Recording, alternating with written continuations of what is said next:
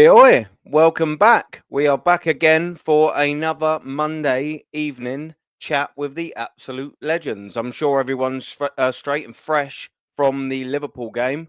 DJB, let's just get straight into it, shall we? Whoa. I'm sure we all watched that the Newcastle Liverpool game. Fair dues, by the way, to Newcastle. They gave absolutely everything, just fell short right at the end with the phantom 11 minutes for some strange reason. What did you just make of that, my friend? Oh man, what a game! I mean, first and foremost, what a game, and big up the chat and all the panel as well. I mean, big up Newcastle. I mean, they were dead and buried, weren't they? 10 men, 2-0 down. You think that's it? Liverpool's going to just walk in the park now. How many more can Liverpool get? Playing for a bit of pride, Newcastle. They got that goal, didn't they? 2-1, and you just think, hang on a minute. And then they just kept going and going and going. I mean, it weren't like, it was just the pressure they was putting Liverpool under was just incredible. And they deservedly got the equaliser. And I'll be honest with you, they were a better team. Yeah. I weren't impressed with Liverpool, to be honest. Weren't impressed with Liverpool at all. They couldn't hold the ball. They couldn't pass the ball. They didn't have any real possession. And they looked vulnerable at the back, especially when the throw-ins came in and the corners came in. They looked very, very shaky at the back, which is a brilliant, brilliant sign for us going in there Sunday, by the way. Because we all know what we're like at set pieces. And if Declan Rice can deliver a corner on the money like he can, which he's brilliant at, then who knows? We might get some joy out of that defence. Salah weren't really in the game. But all teams that are used to pressurised games, teams, players, experienced players that knows what it takes to get over the line, once again come up with the goods, Liverpool keep possession, get the attack, and the young lads unmarked and just slots it home. So, it's what good teams do, man, and it's what managers do. They change things, don't they? He brought on that young player, and there you go. Yeah. Well, this manager would have brought on a defender, wouldn't he? Yeah. If it was Arteta, we'd be going to. That'd be. Dowman wouldn't have been coming on there, man. I'll tell you that. Dowman wouldn't be coming on there. Dowman wouldn't be coming on there if it was our guy. You'd have Marino coming on. You'd have another defender. You'd have Kivior coming on, or someone like that. Mm-hmm. And these are the in-game management. These are the key points in the in-game management that we've been lacking in key games. These are the kind of and I keep banging on about it, but they're the finer things that you need in a manager in key situations to win you matches and get you over the line.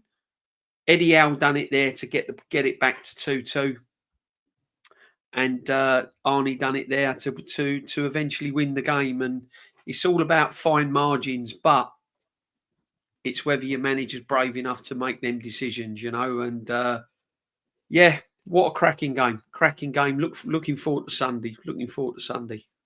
Yeah.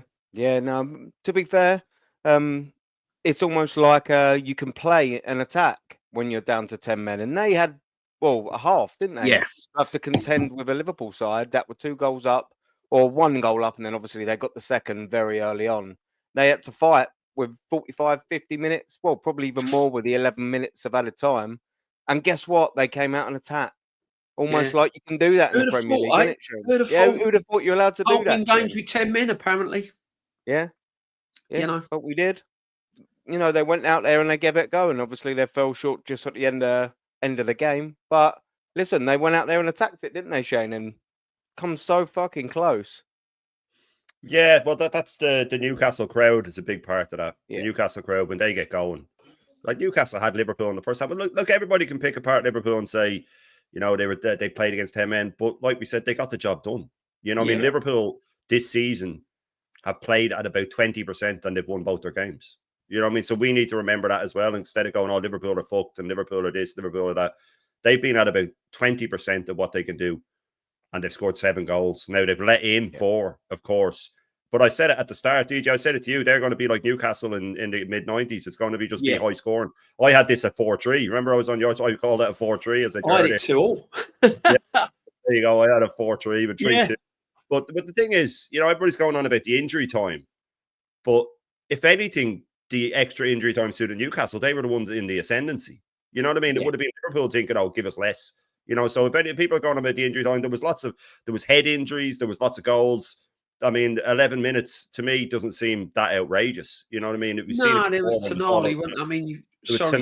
There was Tonali. There was Shar. Shar was down for about 3 or 4 minutes. Joel Linton as well. There was lots of stoppages. Yeah. But the thing is, Liverpool went and did it. And if you watch that goal, it was the best passing move Liverpool made. The most sort of, fluent passing move they made, and it was on the 100th minute to have that composure to pop it about like that.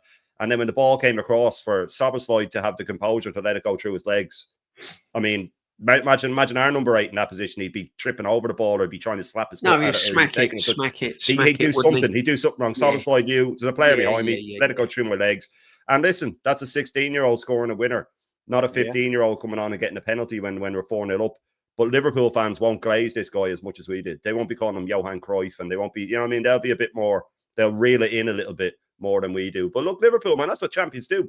That's what my mate's a Liverpool fan. He texted me and said, "Oh, I think we're in trouble." He's only doing that now, though, because whenever he texts me slagging me about Arsenal, I like up until last year, no, we're going to catch us, we're going to do this, we're going to do that. And now I'm the one texting him going, "We're so shit and fucking manager's terrible." He goes, "It's no fun anymore, Shane. You're meant to get wound up when I message you about how shit Arsenal are."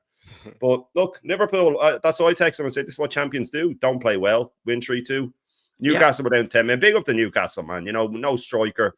Gordon, it was a silly tackle. He should have been sent off for it. I don't know why people are saying he shouldn't have been. It was a silly, silly tackle. I don't care if he tried to pull out a little bit. His body was moving at such a speed. It was a sending off all day long. It was a silly sending off. But that's what champions do, man. People saying Liverpool aren't that good. It's 2 games and they've won both of them at 20%. People need to settle down. So when we win 2 games, we're going to win the league, and when Liverpool do, they're shit. I don't understand. This is what we do as Arsenal fans. This is what we do as Arsenal fans. We downplay everything and then downplay all the other teams and say, "Oh, look at this. We're going to win. We're going to do that." Saka's out for a month minimum. I'm sure we'll get into that, so I won't go too much into it. But look, it's Liverpool, man. That's what champions do. City, people are getting carried away now. They're shit. I mean, City lose to Tottenham all the time and still win the league. If they get Donnarumma in, they're going to be right up there. I still have us in 4th. I don't care what people are saying, man. It's 2 games in. I haven't been very impressed with us. And I haven't been impressed with Liverpool. But what I am impressed by is that they still got the win. You know what I mean? Like you said, we wouldn't have. We would have brought on defenders. We would have tightened up. We would have just taken the draw. You know what I mean? We threw away leads plenty of times last season. 12 of them. We never came back and took the lead again. That's the big difference. In-game management, as DJB said. We don't have a manager that can do it. He went, "You know what? Throw on the attackers, go for it. They're all over. So what? We'll break, we'll score." And it worked. And he did it. He did it quite often last season. Wait till they get into fucking 3rd and 4th gear, and they're blowing teams out. They're blowing teams away. They'll be 4-0 up. There'll be no point in the team coming back. So I wouldn't be getting too carried away about how badly Liverpool have started. They're on 6 points, and if they beat us on Sunday, they're 3 points ahead. So we just need to pump the brakes a little bit. If we go there, get a draw, brilliant. But it's Liverpool, and fair play to Newcastle though. Listen as well, and I'll sort of second the points that you're making. Liverpool, they might not have started in 5th gear. Maybe they have started in 2nd or 3rd gear, but they, like you said, they've taken maximum points. Yeah. And they're not going to sit in 2nd gear forever. Then they're just not going to do that. They will get momentum. Players will start settling in, and they're going to play a lot better than they have done. Let's just face it. That's just an absolute fact. I don't mean to go you just really quick. I think that Isak is getting done now. I think they held it off until after the match. I think Isak will happen in the next couple of days. And it's a TK as he's scoring He's a goals already, man. Yeah, scoring goals already. I think they're not even Isak is close. Isak's close to being agreed, and they've gone. Just wait till after the match because there'll be hell to pay if he's even if he's not on the pitch. I think he'll sign for them in the next few days. But with Gordon injured or with suspended now, they have to sign. Yeah, if he does that. No, I mean Liverpool weren't at their best, but as I said, great teams when they're not at their best still get 3 points. There will be people saying, "Oh, you weren't saying that when Arsenal went to Man United and they didn't play well and come away with the 3 points." As I said, if that had been an end of season game, I'd take I'd have took took that all day long, that performance. Just get over the line. If we needed 3 points to win the league, or we needed 3 points to stay top, come sort of March, April time, I'd have taken that performance at Old Trafford. But yeah, I mean, yeah, big up to Newcastle. But I just feel what I've seen in Liverpool the last couple of games, and it will get better, obviously. There's just a few little cracks in their defence. Oh, they can be got at. They can be got at. They can. Yeah, they can be got at. It's whether we've got the tactics to do it, though. That's the It's whether our manager's going to be brave enough. If he's going to go there and do what he done at Man City last season when Trossard got sent off, he played too defensively and he was frightened to go forward and he didn't take the game to him. Then we're not going to come away there with nothing, to be honest. So, as I said, it's just his in-game management, and it's all going to be found out on Sunday. We'll see. Yeah. Oh, 100%. Do you reckon? Obviously, given that we've got this massive game away at Liverpool coming up on Sunday rather. Do you think they'll be playing a lot better than this? I think that they're going to up their game tenfold. I reckon their season will probably start against us, and I mean Liverpool, of course. I reckon they'll really turn it on against us. We won't see a Liverpool in second gear. I think we'll see a proper start from Liverpool. Yeah, well, there's one word, Aaron, isn't there? Anfield. Say no more. They play completely different at Anfield. I mean, we haven't beaten them since 2011. You know what I mean? Yeah. Back in the old 11-12, was it? 11-12, 11-12, wasn't it? Something like that. Dolski and Cazorla. Saka we had, and all them sort of players. But I mean, it's Anfield, isn't it? And they're going to raise their game at Anfield. You know that. They know Arsenal are going to probably be sort of in and around the top four challenging. So they know that if they can get one over on Arsenal early doors, it's going to be a good booster for them, good confidence booster for them. So, no, they won't play like that. They won't be playing like that on Sunday, that's for sure. 100%. Absolutely. I would imagine they've had a right kick up the backside by the manager. The manager won't be pleased. They would, even though he's pleased with the 3 points, he'd be looking at that and going, we got out of jail there. We got out of jail there. They need to sign Gahey. Konate's either had his head turned or something. He does not look right. The funny thing is, though, people are saying about Liverpool's defence is shit, but they were letting in goals last season too. Their defence hasn't been great for a couple of years. It's the way they play. They go all out attack. But the thing is, look, we're saying that they played bad and got 6 points. We haven't played great and got 6 points as well. So I mean, we have to look at it that way too. The only thing difference is with us is that we've been playing bad for over a year now. You know what I mean? So that's the only thing when people say, "Oh well," show for it. But that's the thing. People will say, "Oh well," you're saying when Liverpool play bad and win that it's great, and then you'll say when Arsenal play bad and win that it's not. But if it's like we said about the Man United performance, if that had been 10 games in and we had played really well for 9 games, and you go there and stink out a 1-0 win, you go brilliant. You know what I mean? But it's when we've been so shit under this manager and we have no plan B for so long. And we're still just doing the same thing and scraping results. Obviously, Leeds wasn't scraping a result, but you know what I mean. But the thing is, Liverpool have shown over the last year they won the league at a canter. So when they're not in first gear and winning, that's scary. When we're still playing the same and winning a couple here and there, it's for me, it's not. I can't get gashed. We need to smash a few teams off the park several games in a row for me to start thinking something. It's not sustainable for us, is it, Shay? It's not sustainable. And if you look at our start of the season, the 2 halves against United, we weren't great. We had 2 shots on target. The first half against Leeds, we had 2 shots on target. So it's only really the second half against Leeds where we did anything. And that's when Leeds sort of just the heads dropped because we got the dagger just before half time and they went, oh, fuck this. And then we got it was 3 set pieces. So people can say, oh, Shane, you're being down on Arsenal when they do it. And they listen, people need to fucking, like I said, my mate texted me, like what's happened to you, Shane? You used to just be putting up for everything about Arsenal, and I'd be saying, "Oh, like Liverpool, we're better than you." What's happened to you? And I just said, I've been broken. I've been broken by this guy. You know what I mean? And it takes a while to be put back together after 5 years, but we're not able to switch off from the past. I was talking to you on the phone about Aaron saying that people say, "Stop living in the past. It doesn't matter." What we did, what did we do on Saturday or what did we do? And you go, well, how can I make a judgment on how things are going to go unless I look back at the last 5 seasons and see where he slipped up the same time every time. That's called an analysis. That's called looking at it and in the big picture. You know what I mean? You can't just forget what happened, because we've seen this before. We've seen it many a time. Last season, last season when we beat City, but we were terrible. You know what I mean? And then the season before, early in the season, we went away to Villa, or last season we went away to Villa and won 2-0 and thought, all right, now here we are, Villa. We always go to Villa Park and we don't do well. And then we just started slipping up in the games after. So for me to get hyped about this and think that things have changed, I'll need us to be still ripping teams apart by Christmas for me to start thinking things have changed. Not now, not after 2 games, because I've seen 5 years of this. I don't care who we sign.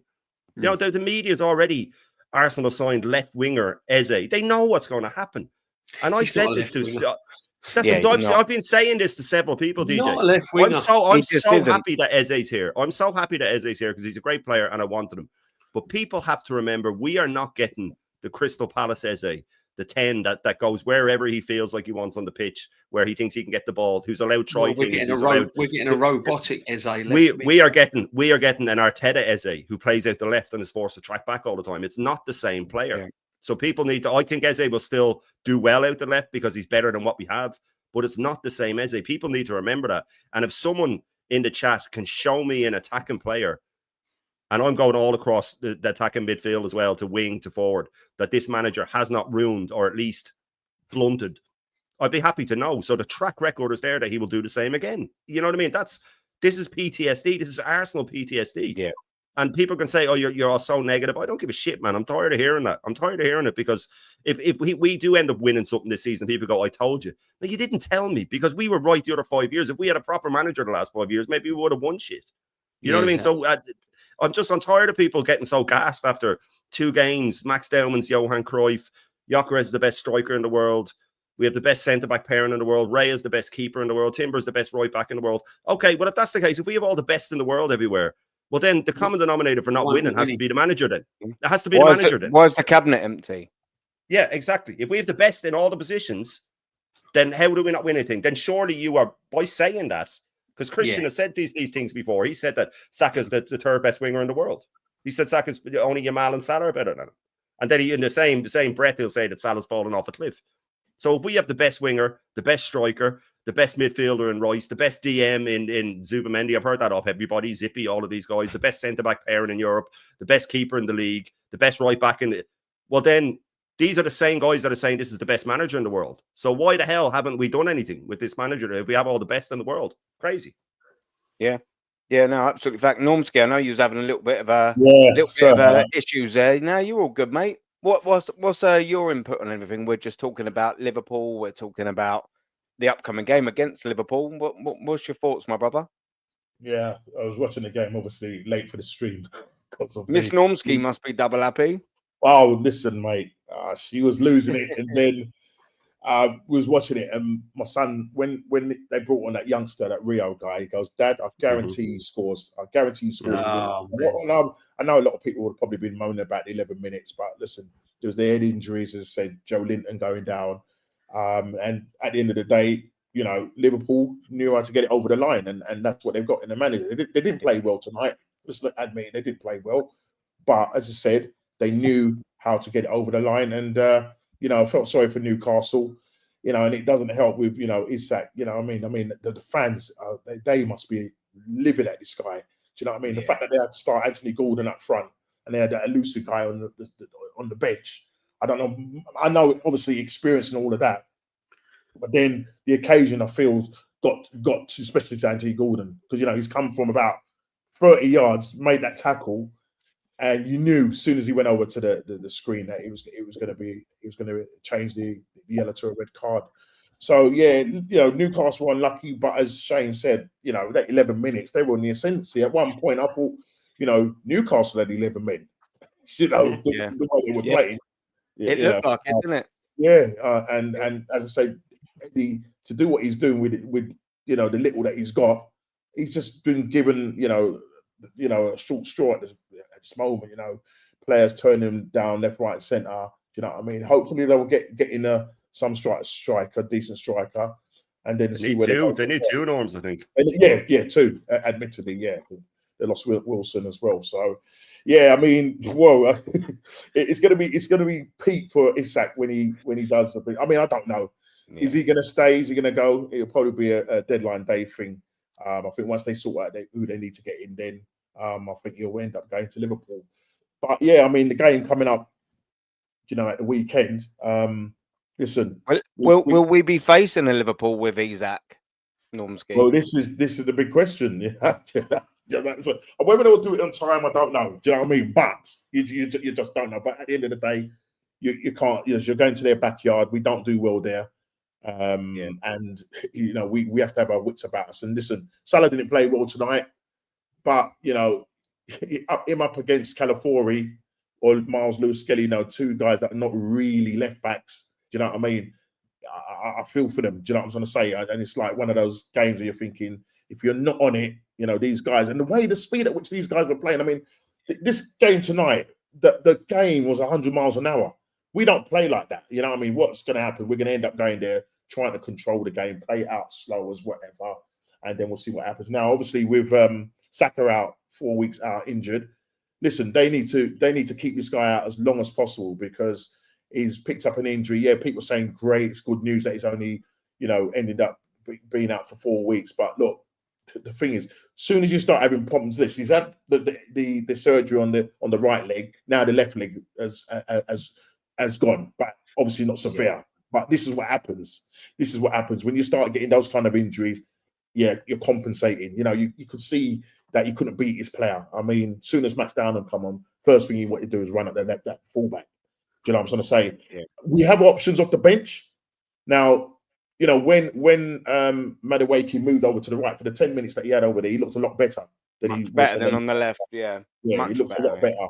But the thing is, you're bringing in Eze, and he's going to end up playing out on that left-hand side. And as you all said, also I dropped out, but I remember saying something about him being going to turn into a robot or whatever because Arteta will have this guy running, chasing, whatever, not letting play his natural game, which is unfortunate. You know what I mean? And that's what we need to do. I keep saying it. I'm going to sound like a scratch record, and anybody wants to clip it, they can clip it all they want. We have to get back to the playing style of 22-23 season. Do you know what I mean? Yeah. Gokeres, do you know what I mean? He likes to play on the shoulder of that last man. Do you know what I mean? He will give. I mean, Konate tonight. Listen, bro. If we can get Konate isolated, do you know what I mean? But we have to. Arteta has got to make sure that the team is on it and make sure that he's set up tactically that we can isolate the likes of Konate. Do you know what I mean? We got Perkins today didn't really have a great game. Do you know what I mean? They were playing Slobberslide at right back. They decided to play in rather than bring on Conor Bradley. So there are things that we can exploit, but are we going to do that? Have we got the mentality to do that? And that's going to be down to Mikel Arteta. Do you know what I mean? And how we set up. And I just don't want us going into that game. Just take the game to them. Do you know what I mean? Just take to the game. Listen, Saturday we got the win. Oh, sorry, Sunday. It was Sunday we played, wasn't it? We got the win. Yeah. And everybody's gassing and saying we've got the best squad in the league, and even in support. Some people even saying in Europe. You know what I mean? Best squad, and people just need to calm. We just need to just calm down. It's only loads of depth. Yeah, just calm down. We've got a lot of versatility. What we've got is a lot of versatility because what you're seeing is people. But no specialist, is it though, Norm? There's no specialist. There's no specialist. Yeah. See, you know what I mean? And then the problem is if that versatile player get injured, there's a couple of positions then that are at fault there. Do you know what I'm going to say? So we just need to just calm down. Yeah, it's great to see that Victor gets his goal, and he had to create that out of nothing for himself. Do you know what I mean? Odegaard going off. You saw when, Ethan Wanweri come on, the game sped up a bit more. And then obviously Max Downham and everything. And if you look at Ethan Wanweri, when he picks up the ball, he picks it up centrally and he doesn't drop to the right. He's like, the first thing he's going to do is drive into the space or he's going to lay off. You know what I mean, first time. Whereas, Odegaard, he wants to take 2-3 touches. And that's why the game gets slowed down. And that's why they're able to get back in their positions. And then we find it difficult to break them down. We need to release the ball early, and that's what Odegaard needs to do, release the ball early. Arteta needs to be saying this to him. Do you know what I'm trying to say? So, yes, it was a great win, a couple of set pieces, what's the name, putting it on a plate, Declan Rice putting it on a plate, and, my guy getting those 2 goals, which is good, and getting an assist as well. So, it was good from him. And then obviously, getting the penalty, Max Diamond getting the penalty, and Victor getting 2 goals. There's a few good positives, wouldn't there? There's some Coming positives from it. Creates a bit of confidence going into the Liverpool game, but then they just say tonight, smack in the mouth. It's like they'll also have that confidence in it, Norms. Obviously, it's the best way to win a game, for the drama and the emotion of it, scoring that late winner. Yeah, and they're going to be buzzing. Rio, 16 years old, mate. It's like, wow. And he'll bollock them, Norms. He'll bollock them for that defensive display. Oh, Slot will let them have it. He will 100%. let them have it, and he will go to the board now and say, "We need a defender. Look, we need a defender. We need, because I mean, he said it after the Bournemouth game. He said, we will go ahead. He said it. He openly said it. We will score lots of goals, but we will concede as well. And that's But I said that true to say that they're just going to outscore everyone. But a lot of the time, they'll get that third, and then the team doesn't come back. Both times they've gone 2-0 up, and then they pushed for the third and let in, and then let the team back in. More often than not, they'll get the third, and then the other team just says, "Right, shut up shop," because now we can't come back at 2-0. The team nicks one back, the crowd get behind them and all that sort of stuff. But I think more often than not, Liverpool will be 3-0 up at half time, and the other team will just come out in the second half and just lock up. Yeah. Well, just quickly, sorry, D. Just quickly before you do that, just wanted to say big up to Guna SE. Thank you very much for the super chat. Big up, Guna, man. Appreciate it, my friend. And you're saying, slottage time strikes again. Yeah, look, but as we said, mate, that's just what champions do, and they're proving it again this season. But big up to you, my friend, and appreciate the watch as always. And Suge is in the building. What has he got to say? Big up to the legendary DJB and Norms. Oh, he's on me now. He's on the peasant Sean. Yeah. And the balding now. Yeah, the balding vertically challenged Adam. Yeah, that's it. Dear, big up, Suge. You know how to put a comment in, my friend. That's the one. That's the one. I'm a peasant now, you see. I'm a peasant because I was doing a watch along and I had to go into Canva every time there was a goal and update my screen and change the number. And now I'm a peasant. That is Suge's in-game management is just first class. It's top class. Suge is one of the biggest OGs out there. Him and Joseph Connor Golden and Gunnar. They all are, man. They all are. DG2 and all. Brilliant. That's it. He is our chief wanker of the chat. We love every frame group needs a wanker, though, man. It's normally I'm not saying nothing, man. There's no bad language coming out of my mouth, or you won't get it out of Normski. We all need a Suge, mate. We need a Suge. El Capitano Suge. You can come on our channel anytime you want. Yeah, El Capitano Suge. Don't you take no notice of the peasant and the other one, will you? Oh, my retro brother going. No, listen. He's in. Oh dear. It's only banter. It's only banter. Up the Germans. I'll tell you what. And that is some kit, man. That is some kit you got there. That's the 1990 away, man. 1990 World Cup 90 Germany. It's green because of Ireland, actually. That's why they're coming on Tuesday. We were the only nation that would play them after World War I for like a year, so they have their away jerseys green. Fuck you, mums. Big up, brother. Come on, he's another one, our mums. He's another prat in the chat, but we like him. Do you know what I mean? He's a geezer, isn't he? He is. He's just. I would know. He's never in my chat, the turncoat. Why are you ever in my chat? Huh? I don't know. I think he just enjoys. Loyal to you, Aaron. To be fair, yeah, he is our mums. Big up to Mum Spaghetti. Yeah, and another chief twat in the chat. Big up to him, man. And Suge again, Adam. Control your midget fluffs. Big up the Suge. Oh dear. What can we do, eh? What can you do? Big up the Suge, of course. Do you know what I mean? Forever being a wanker, mate. Do you know what I mean? We love a bit of Suge. He's absolutely first class, isn't he? But big up to the chat as well. As I said, everyone's links pinned. So please go and give every single person a follow. And of course, I think I'm about 60 odd subscriptions away from 2K. So make sure you are subbing to me and smash a like on this stream as well. Don't piss about world-class chat. Come on, man. Come on. But yeah, D, sorry, you was going to say something. Yeah, no, I was going to say, I mean, the emphasis is all on Sunday, and rightly so, because we've got Liverpool, and it's a massive game, absolutely massive. But what you got to remember is we've just seen Newcastle tonight with 10 men. We've got to go there in a couple of weeks after the international break. Yeah. We've got Newcastle away, and then we've got Man City at home. Nottingham Forest ain't going to be easy. They're going to be. I'm worried about that one. I'm really worried about that. Them on the counter Forest attack. are going to be Best counter attacking team in the league. So I mean, I know we're concentrating on Liverpool, but you know what this team's like when you go to a bit of a hostile environment like St James's Park, and if that's rocking like that, then I mean we got a lot of work to do. We've got a lot of work to do, and I'm with Shane, and I've said it a couple of times that I'm very, very much listen. Always gas we get 3 points. Always brilliant that we've won 5-0. When you score 5 goals, you can take 3 points. Of course, you're happy. However, it is only game 2. It was against a very poor Leeds side that, to me, had no idea what they were doing, really. I didn't know whether they were sitting deep. I didn't know whether they was doing a low block, medium. I couldn't work them out. So, and we exploited that. And you can only beat what's in front of you, and I get that. Yeah. However, I think we've got to keep our feet firmly on the ground, because we've seen this time and time and time again. You know, we beat Man City 5-1, and then we didn't play well after that. You know, we beat Real Madrid and then whimpered out of the Champions League semi-final. So there's a lot of work to do still, and it's all about getting it right. We've got injuries as well. I mean, we're 2 games in, and we've 3 players out. Odegaard's doubtful. Saka's gone. Havertz has gone.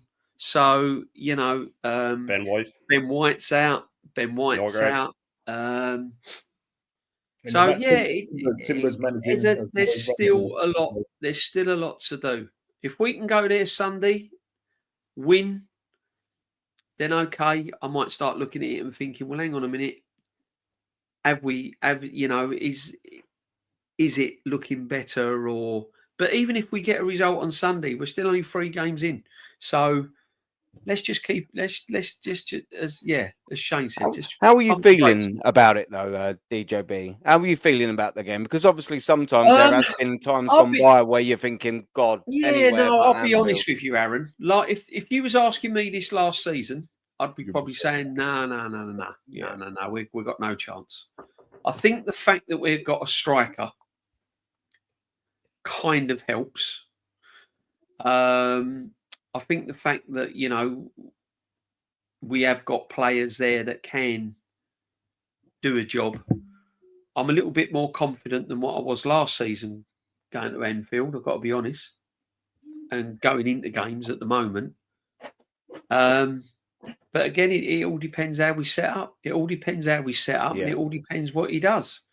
Because if it's 1-1 and the game's there for the taking, you know, is he going to bring on a downman? Is he going to take his captain off that's playing a stinker? Is he going to take a risk, put on Wanyeri? I mean, one of the things I was pleased with Saturday, he didn't bring on Marino and everything else. He did bring on Downman and Wanyeri. However, would he have done that against Man City at the Emirates? Would he have done that against Spurs at the Emirates? The fact that it was Leeds is probably the reason why, and we were cruising, is probably the reason why he probably thought, I think it's a safe game to bring on Downman and Wanyeri. But we want to see him doing that against the big teams. We want to see him doing that and taking a risk against the big teams. Yeah, we don't want to see Downman and Wanyeri coming on against Leeds and Sunderland when we're like 2-3-0 up at home. We want to see him sort of doing this sort of thing if we're 1 down. What Slot did tonight? Yeah, what Slot did tonight, exactly, Shane. Yeah, so he's got to be brave, isn't he? We'll see. He's got to be brave. He's got to start being brave, because let's be honest. I mean, he's had 800. I mean, his net turnover is 800 odd £million. He's had. You know, if he gets this, by the way, he's looking at signing another left back. We'll get into that again in a little bit. Yeah. You know what I mean? We'll get to that later. But if that signing goes through, that takes him over £1 billion. I think he's already over it, mate. He's He over is the over it, £1 billion spend. He's I think it's over the next spend. Yeah, the next spend will take it probably up to that. Yeah, Yeah, the net spend. Yeah. So I mean, if you look at the money he's had to spend, he's got to take chances this season. Pure and simple. He's got to win. He's got to win big. He's got to win trophies. Do you know what the problem is, though, DJ? Do you know what the problem is? Is that the stuff that we're saying he has to do, he's never done before. So Exactly. we're preying on total change, and I It's don't hope, think isn't it? I think we're living on a prayer thinking that this is Arteta. You're right. Wanyeri doesn't come on if it's one of the other teams, if it's anybody in the top 10. He doesn't. Marino comes on. Marino comes on in that game. And the thing is, you know, what really gets to me about it is the Dowman thing. I said if we're 3-0 up, he'll bring him on for 5 minutes. That's what I thought he'd do, right? To then say, I brought on the 2 youngest players in Premier League history, all that. Once Saka went off injured and he went, oh, this looks like a hamstring, I might get questions asked. That's when he decided to bring Dowman on, because now everybody's just talking about Dowman.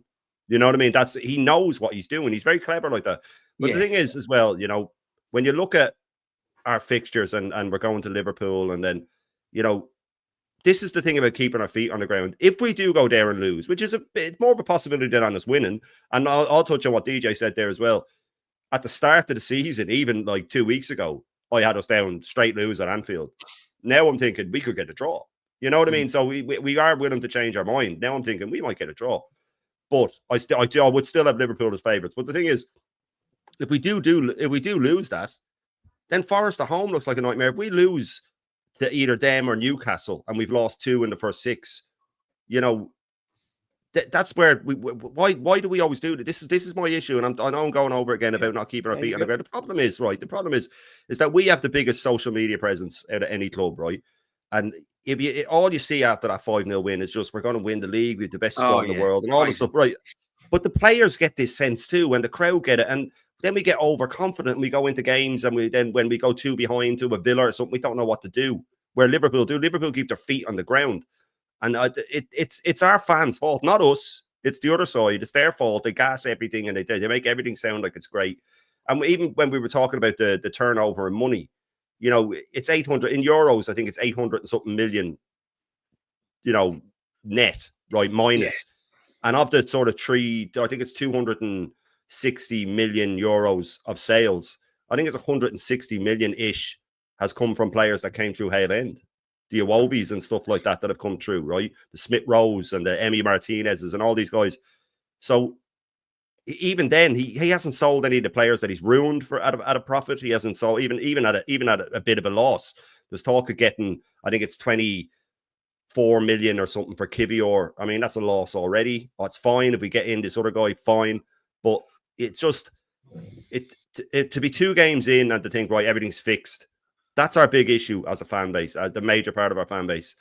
Everything's fixed because of what happened on Saturday, you know, and I just don't buy into it. We're so Saka's down, and this whole thing of like, oh, it's a month. That's an Arteta time frame.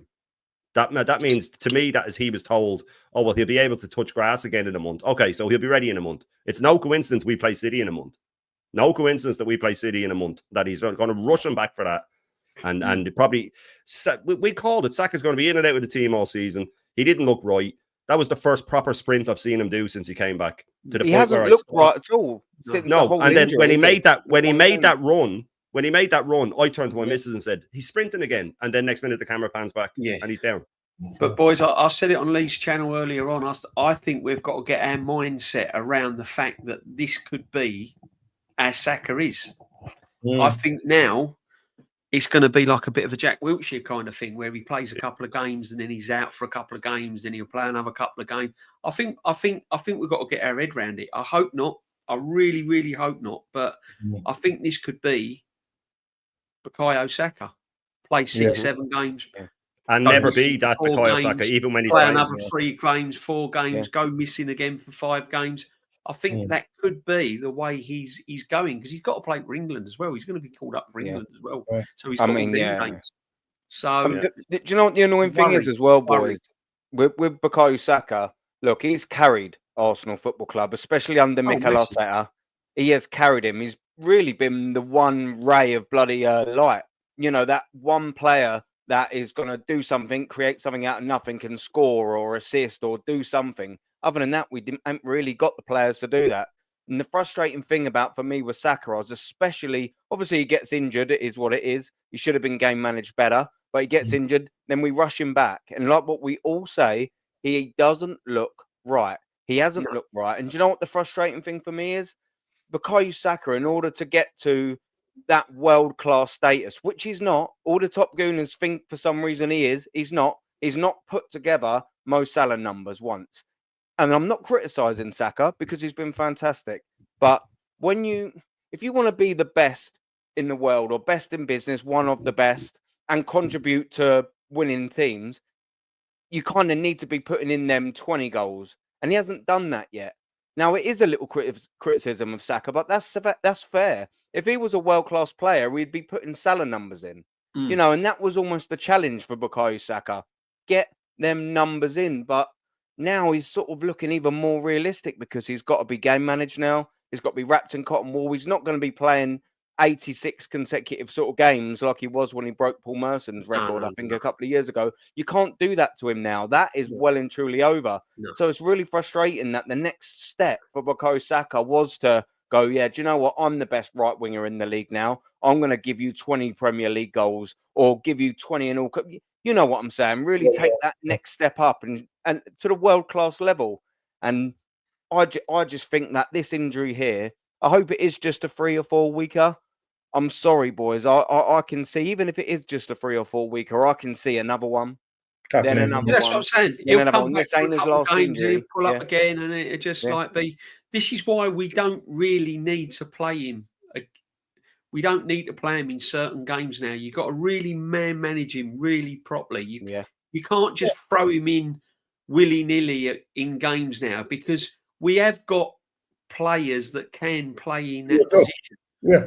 We can now. We've got Eze. You can play Eze in the 10. You can put Daman out on the right. You can play Wanyeri, you know, or Madueke. So there are options against certain teams, especially at the Emirates, where we don't need to play Saka. But again, it's whether he's got the capability of, because he hasn't done it in the past. Hence, that's it always comes back to that, DJ, doesn't it? It always comes back to that, though. We know he won't do it. The buck stops at the manager, 100%. And we know he won't do it.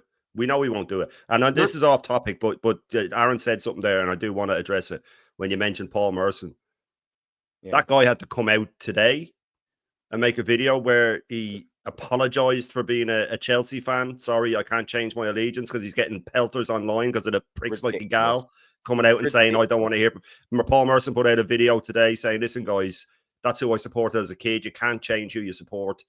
Arsenal are in my heart. I gave everything for Arsenal. I love Arsenal. But obviously, I'm a Chelsea fan. I grew up with Chelsea. The fact that legend had to come out because he's getting pelters on DMs and all that shit because of pricks like Igal. I said I wouldn't mention that guy anymore, but he was one of the leads on this, man, coming out and talking about Paul Merson. The fact that he had to come out and apologise is an absolute disgrace, by the way. An absolute disgrace. And this legend bashing that these guys are doing, these Ds and Igals and all, they to me, they are not Arsenal fans anymore. If you've done that, you've lost your Arsenal card, right? You've lost your Arsenal card. And the funny thing is, I tagged Moneypenny in it because he used to support United, and Merson, he'd be probably one of the ones that's running with this. And he supported United when he was young, and Merson said, look, you can't change who you support as a kid. If anything, I have more respect for Paul Merson that he just come out and say, yeah, I'm a Chelsea fan. I grew up a Chelsea fan. But he adores Arsenal. He gave everything for Arsenal. Scored 99 goals for Arsenal. Absolutely. Right? So the fact that he's having to come out and apologise, Igal and all these people should hold their heads in shame. They should hold their heads in shame. It's disgusting that they're talking about these guys like that. Yeah. And only in this world, only in this generation. And it's the same goes for Moneypenny and Pincus and all these lads who are pushing for Ian Wright statue now, right? This is the thing going around. Get Ian Wright a statue, right? This is the guy that said, I was 2 because he knew nothing past 98. Right? Ian Wright left us at the end of the 98 season. Do you know why these are, and this is the truth, why they're pushing for an Ian Wright statue? Because of the way he backs this manager, and they've said it. That's why they wanted Ian Wright statue. Not because of what he did for the club when he was on the pitch, because of the way he backs this manager all the time. And they've said it. That's their words. That's why they want the statue. He's done it from day one, sack the manager off. But the fact that they want a statue for that and not for what he did on the pitch shows you exactly how their mind works. Do you know what? If Tony Adams hadn't already had a statue up there, And they wouldn't get one. If there was talk of Adams having one in this current setup with Arteta and his fan base, they wouldn't actually No. They wouldn't do getting it. a statue There's nowhere near no it. respect, absolutely no respect from these top gooners for what's happened before. Yet they're all willing to jump up and shout and go, "Oh, yeah, Arsenal are a big club. They're a massive club." The only reason they're a massive club is because of Tony Adams. It's because of Merson. It's because of Thierry's and the famous back fours, and obviously everyone dating back, obviously, to since our inception. That's made the history. All of them players before have made you probably an Arsenal fan. How dare people slander these legends, especially when they're talking facts? It's not as if they're talking absolutely out their arse. They've done even it if they to were, Thierry though, Henry. Bottom. even if they were talking out their arse. It doesn't matter. It's Paul Merson. It's Ian Wright. It's Tony Adams. I don't care what they do. Sorry to cut across. They've done it. Now they've done it to Thierry the second he mentioned about, and all he basically said was Arsenal need to win trophies. Look at Manchester United. They've got to XYZ finals in the same period. Arsenal need to be getting to the finals. All of a sudden, the top gooners are like, "Who's this geezer?" He's Thierry Henry, you pillar. Yeah. That's who he is. Yeah. He's the greatest player in the Premier League ever.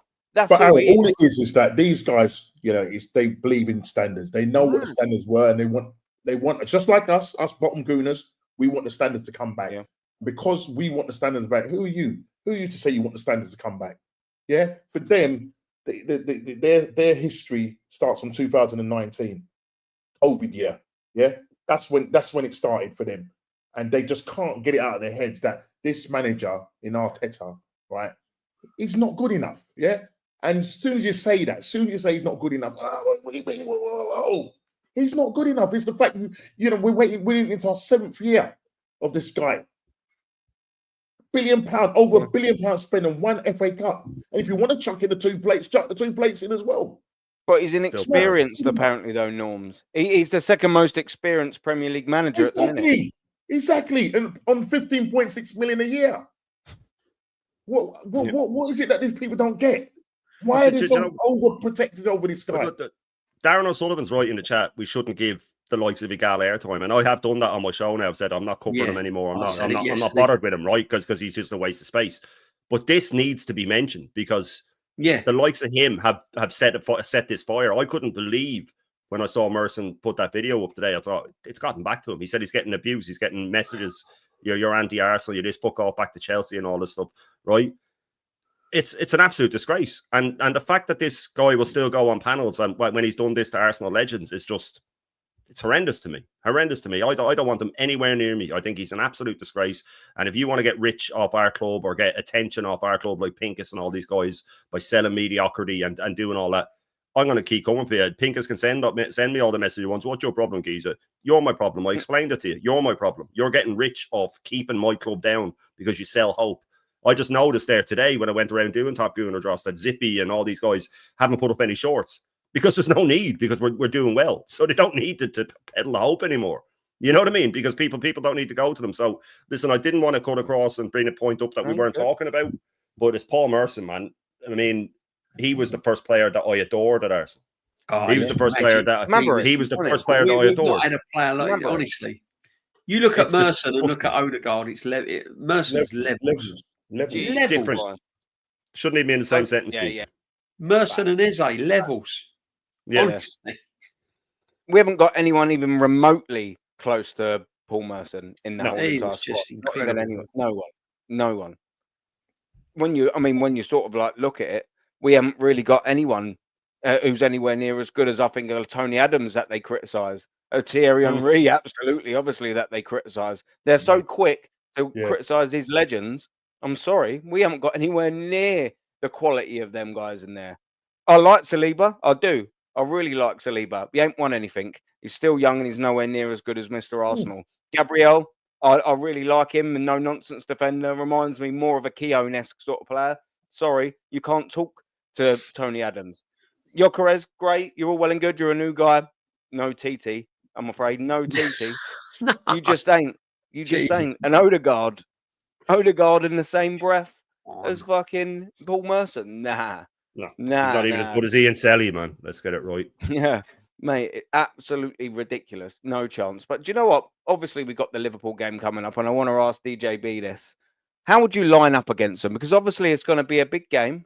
And Yeah. I think even though Calafiori is started fine, yeah, absolutely fine. He scored himself a little goal. Wasn't really challenged, though, in his 2 games, really. Manchester United gave him a couple of problems, down that right-hand side and obviously his left. But Leeds virtually was really untested. But he's going to be facing Salah on Sunday, a totally different perspective. And to be fair, even though we started good, I'll give him his props. He started okay. I'm a little bit worried about that left-hand side. How would you line up just in general, in total? What would you do against Liverpool in terms of starting lineups? Not just in the defence, but from top to bottom. How would you go in there, mate? Well, I mean, the obvious candidates pick themselves, didn't they? Timber will go right back, Saliba, Gabriel, Raya, Rice, Zubamendi, the obvious ones. He's going to play Odegaard. I wouldn't play Odegaard, but he's going to play Odegaard. If it was me, I'd play Eze in the 10 and put Odegaard out on the bench. I'd have to start with Madueke on the right. Even though Dowman's an absolute baller, I just feel that he'll probably play Madueke on the right. The thing is, right, what you got to remember, and you made a good point on my channel yesterday, Aaron, is you've got to get some sort of defensive backup on that left-hand side. We haven't got an out-and-out left back. So whether you play Skelly there or Calafiori there, it's going to be vulnerable. So you need a left-sided midfield player that's going to come and do the donkey work, going to track back. And the only one that I know, even though he's fallen off of a cliff and he's not been effective going forward, but he will give you that defensive kind of stability and he will do the donkey work and track back, is Martinelli. Now, he could go with Martinelli on the left, literally for the defensive side of things. Because the problem is, everyone keeps banging on about Eze, the left winger. I want it to stop, Aaron. That has got to stop. Eze is not a left winger. You can do a poll with 1,001 Crystal Palace fans, and every single one of you will turn around and say he's not a left winger. Right? So all of this about, we've got our left winger. No. If you play Eze on the left against Liverpool, you ain't going to get him doing the defensive because that's not his style. Yeah. He won't go tracking back. He might pick the ball up if he's playing more central on the edge of the box. Yeah, and he might do that part of things, but he's not going to be running up and down that left wing, getting back, covering for Calafiori or covering for Skelly. That ain't going to happen. So the only way that I can see it is by putting a Martinelli on the left, Madueke on the right. I'd play Eze in the 10, and then and then obviously Gyökeres, Zubamendi, Rice, Gabriel, Saliba, Timber, and obviously Raya. But that's what I would go for. I would not play Odegaard against Liverpool. I'd play Eze. I'd throw him in there straight away. He ain't going to do that, though. He ain't going to do it.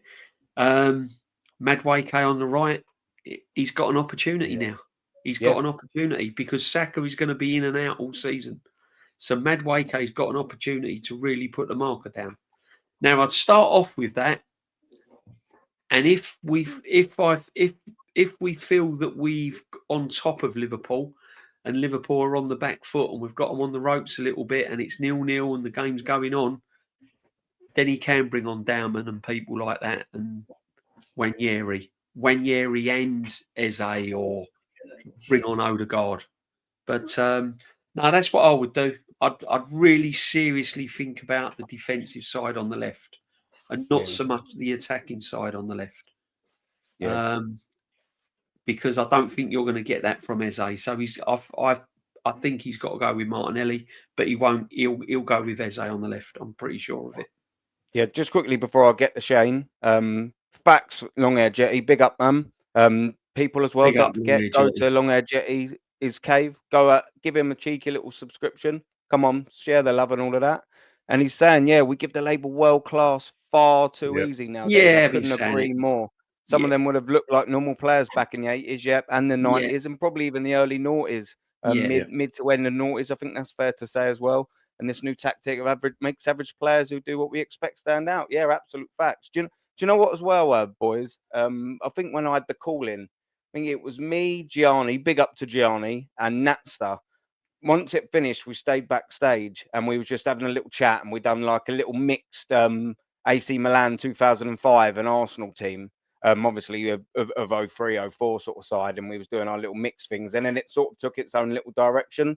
So I asked everyone, I was like, look, we'll bounce around just us three, and we'll name world-class strikers. End of the 90s, and the cut-off point is 2010. And you can have your little special mentions and things like that. We was there until 5 a.m. talking about all world-class players, all of this proper world-class strikers. We were just bouncing off, talking about them. Do you know what I mean? As in, like, oh yeah, I remember him. I remember this. I remember that. We was there till 5 a.m. We didn't even finish. Like, and the point I think, yeah, he's sort of saying as well, and I'll take it with a striker, even like an Isak. He's now supposedly one of the big boys in the league. He's at Everton quality 25 years ago. He's not getting anywhere near Arsenal, Manchester United, Chelsea. No. He's not world class, man. He's not world class. He's not. Look at all the strikers back then. No chance. Mm. He'd just be absolute bang average. Absolute bang average. It's madness that, the times are sort of that way. But thought I'd give the boys a big shout because that was good, man. We stayed till early doors, just talking football. Absolute football. But yeah, sorry, Shane. I went off on a little waffle there. But yeah, what do you reckon? Look, defensively, I don't know whether I was speaking to you early or not. Yeah, I suggested the idea, if he was fit, to put Ben White right back and Timber left back as possibly a solution to maybe sort of deal with a cheeky bit of Salah. What do you reckon on that, my friend? Yeah, we were on the phone yesterday, I think it was, or maybe the day before, for about an hour, and we both said that. Well, you said it to me, you said, yeah, that's what I do, because I wanted Arteta to do that against PSG. I thought play Ben White at right back and Timber at left back, because Dembele's going to cut inside. He can go with him right footed. He's better defensively. And someone said to me, "Oh well, Gakpo will cook Ben White." Ben White's getting a bad rap for me these days. He's a very good right back. I don't know why people are suddenly. Well, again, this is what the top gooners have a habit of. As soon as someone replaces a favourite, then the previous favourite's just dog shit straight away. You know what I mean? Like Martinelli now, they were the ones putting up for him. We were saying he's shit. And then when they saw 40 minutes of Madueke out the left, oh, he's going to be our left winger, I'll get rid of Martinelli. But yeah, I would do what you said. But the thing is, Ben White's not right. No. The thing is, if we play Calafiori at left back, and when someone said to me, oh, Gakpo's going to he'd cook Ben White, I said, right, but I'd rather Ben White on Gakpo and Timber on Salah than Timber on Gakpo and Calafiori on Salah. You know what I mean? You have to weigh it up. But look, half of these players are on 60%, and they're all due injuries. But I'd go with that. If it was me, this is the thing we have to do with Arsenal teams pre-match, is we have to name the team that we'd pick and then the team we know Arteta will pick, right? So I think he will go with Calafiori because he went with him at the Etihad last season from the start. So he has no problem doing it. We know he doesn't learn. And I would go... I think Martinelli, like you said it to me, Aaron, I went, you know what, that's spot on. He's there to track back. He's going to play at the left just for his defensive qualities to come back and cover for Calafiori. Instead of playing Timber, who can handle Salah, and getting a left winger who can attack, he'll get a left winger who can't handle him and a winger that'll track back to help. He'll play Eze, though, won't he? He won't play Eze won't play. And you know what, even if Odegaard's injured, which I don't think he is, but even if he's injured, I would still say Eze won't start in the 10. I think he'd play Marino. I think he'd play Marino in midfield if Odegaard was out, just because it's Anfield and because he knows the system and he'll be there for set pieces and all of the other stuff that goes with this manager. But for me, because it's Arteta, it'll be Raya, obviously. I think Timber, Saliba, Gabriel, Calafiori, the three in midfield we know: Zubimendi, Rice, Odegaard, because I think Odegaard will be fit. Then we have Martinelli, Gyökeres, and Madueke. But the thing with the Eze out the left, DJ, like we all know he's not a left winger. But I have a thing there. You have to pull that up, Aaron, the oak that I have there. Yep. Give me 2 seconds. Here you go, bud. All right. Just on the right-hand side here. This was from when we were going for Eze. And this is what the media do. Arsenal manager Mikel Arteta refused to confirm Eze's move. This one is pretty much done. But insisted the club's pursuit of the winger was not a response to Havertz's injury, right? So this is So even the media are painting him as a winger already. This is what they do. I've noticed this stuff before. They'll paint him as a winger because they know that he will play him there. You know, but it's more media protection on the manager as well, isn't it? That's what it is. And this is why, and this is again off topic. The way that's worded, it's more protection on the manager as well. Yeah, you see, the Arsenal PR team leaked this to them. And the one on the left, again, just because it does sort of knit into the point, this is the one that drove me mental. This was Gary Cotterill interviewing Arteta about 3 days ago. And this isn't even Arteta had said this in a press conference, but this is Cotterill saying it. This isn't even a quote. This is, in the last 3 seasons, no team has taken more Premier League points than the Gunners. City have 4 more. We know that. Everybody knows that. But even the mainstream media are corroborating Arteta's press conference lies. And I kept tagging Sky Sports and Cotterill on X saying, would you want to explain why you're lying for this manager? And they just kept taking it down. But I mean, Eze has never been described as a winger up until we were interested in him. Never.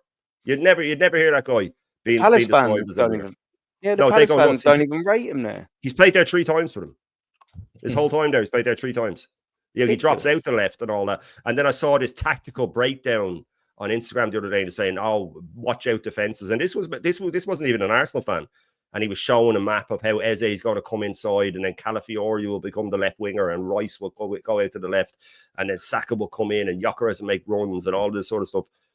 It's not. It's Arteta lost a player to a long-term injury, and Berta went, right, I'm not hearing this injury thing again. Here's a player. I've wanted Eze. You're getting him. Oh, but what about? No, you're getting him. I don't want to hear you whinging about injuries. I don't want to hear you whinging about small squads. Here's a player, and it's Eze. Oh, well, I didn't really... You're getting him. There's no way this manager wanted Eze. He doesn't want anyone that will make him have to answer questions about why Odegaard is playing. So, you know, with this thing, Eze will play out the left when he gets his game. When Saka comes back, will he go back with Madueke out the left? It'll depend how Eze plays.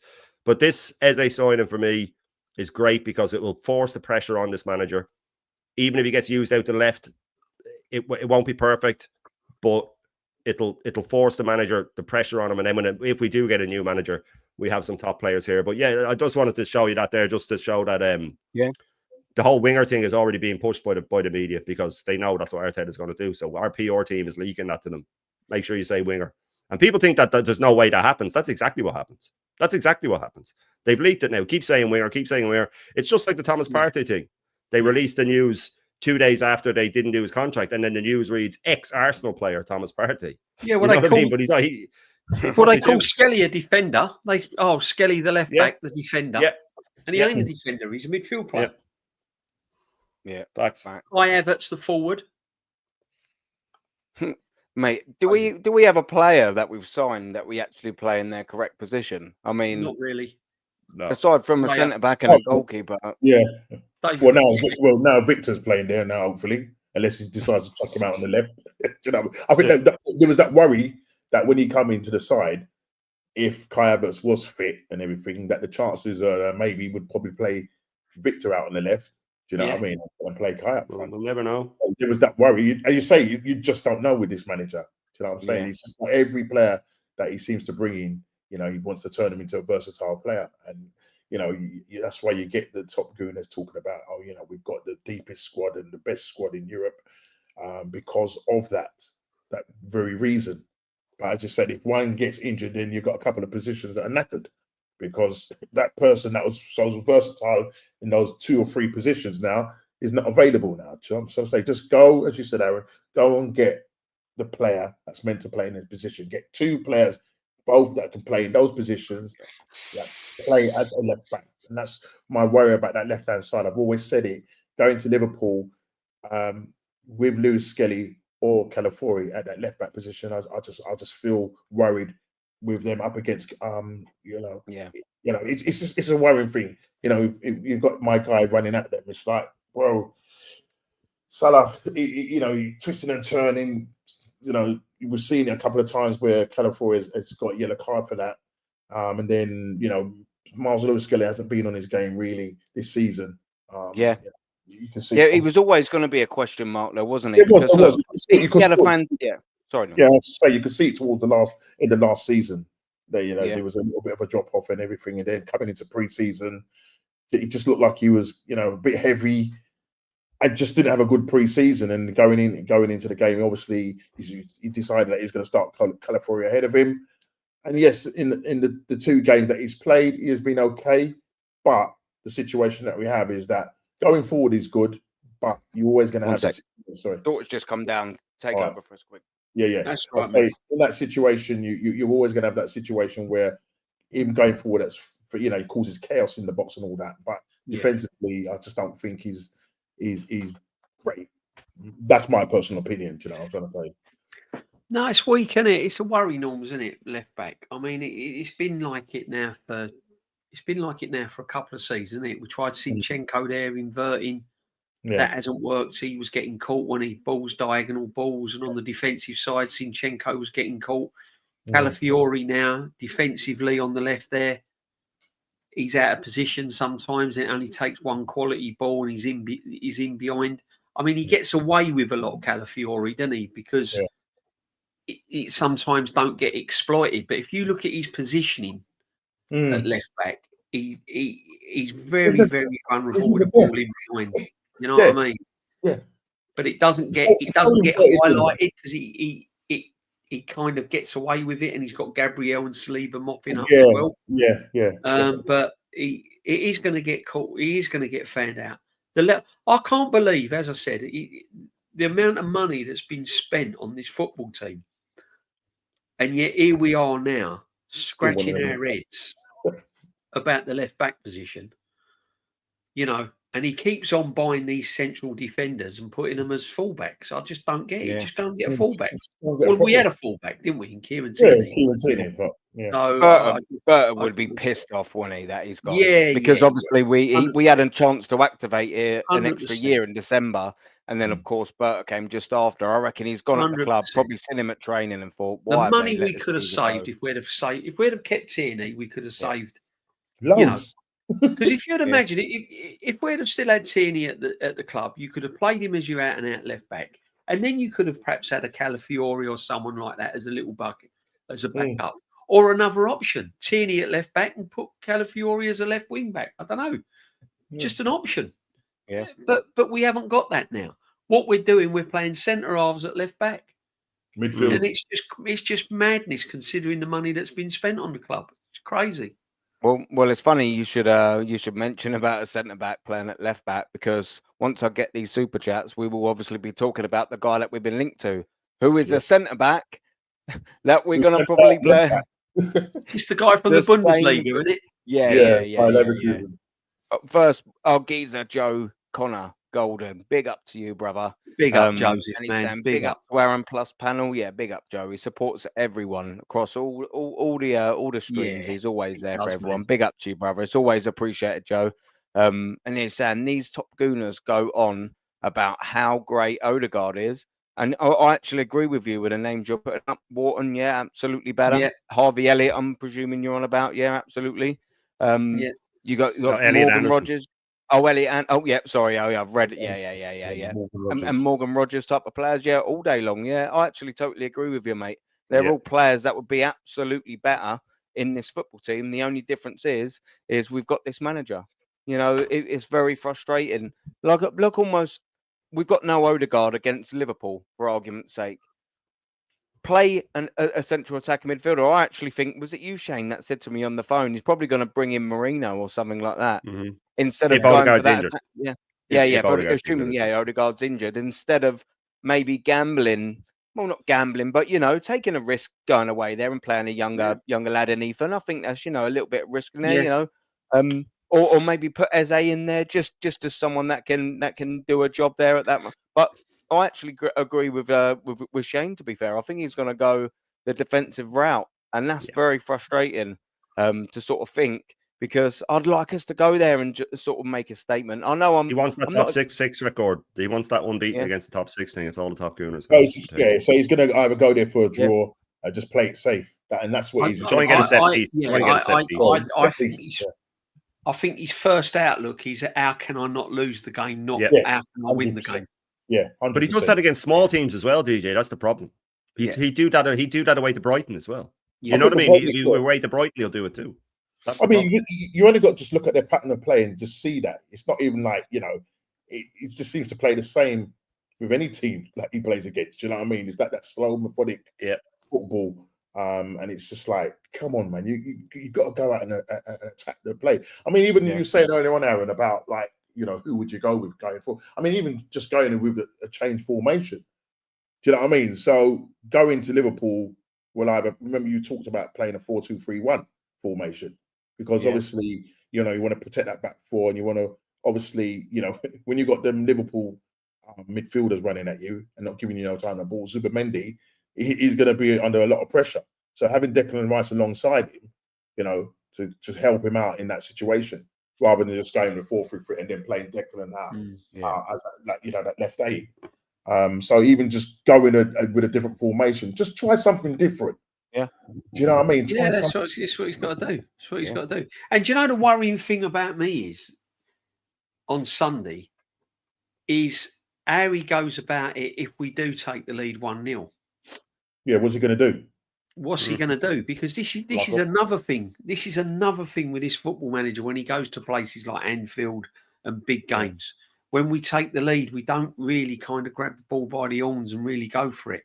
We tend to sit back, or he'll make rash substitutions. And so, do you know what I mean? I sometimes being 1-0 up with this manager is more scary than being 1-0 down, you know? Do you know what I mean? I know it sounds crazy. But the thing about it is, because we're so predictable, any team that plays us knows what we're going to do, whether we're at home or away. So can you imagine going up there and as a manager, you say, right, I want you to go out, close them down, attack them, hit them on the counter press, do what you need to do. Don't give them no time and space. You look at Newcastle today. Okay, the occasion, obviously the Isak and all that, but they didn't give Liverpool no time whatsoever. No. Yeah. It's literally, you know, apparently we're the second or best pressing team in the country. Really? I wouldn't like to take my shirts there because they'll still be creased up, mate. Do you know what I mean? Let's play that press and counter press. Play those quick 1-2s. It's just like that slow thing. You know where's going to play it out to Saliba. Saliba's going to play it back to him. He's going to then play it over to Gabriel. He will then pass it to Zubimendi. Zubimendi will then play the Odegaard. Odegaard will take about 4 touches, plays it out to Saka. Saka plays it back to him. Then plays it back to Saka. Saka loses the ball, recycle again, we start again. Yeah. That's what it is. Yeah. That's what it is.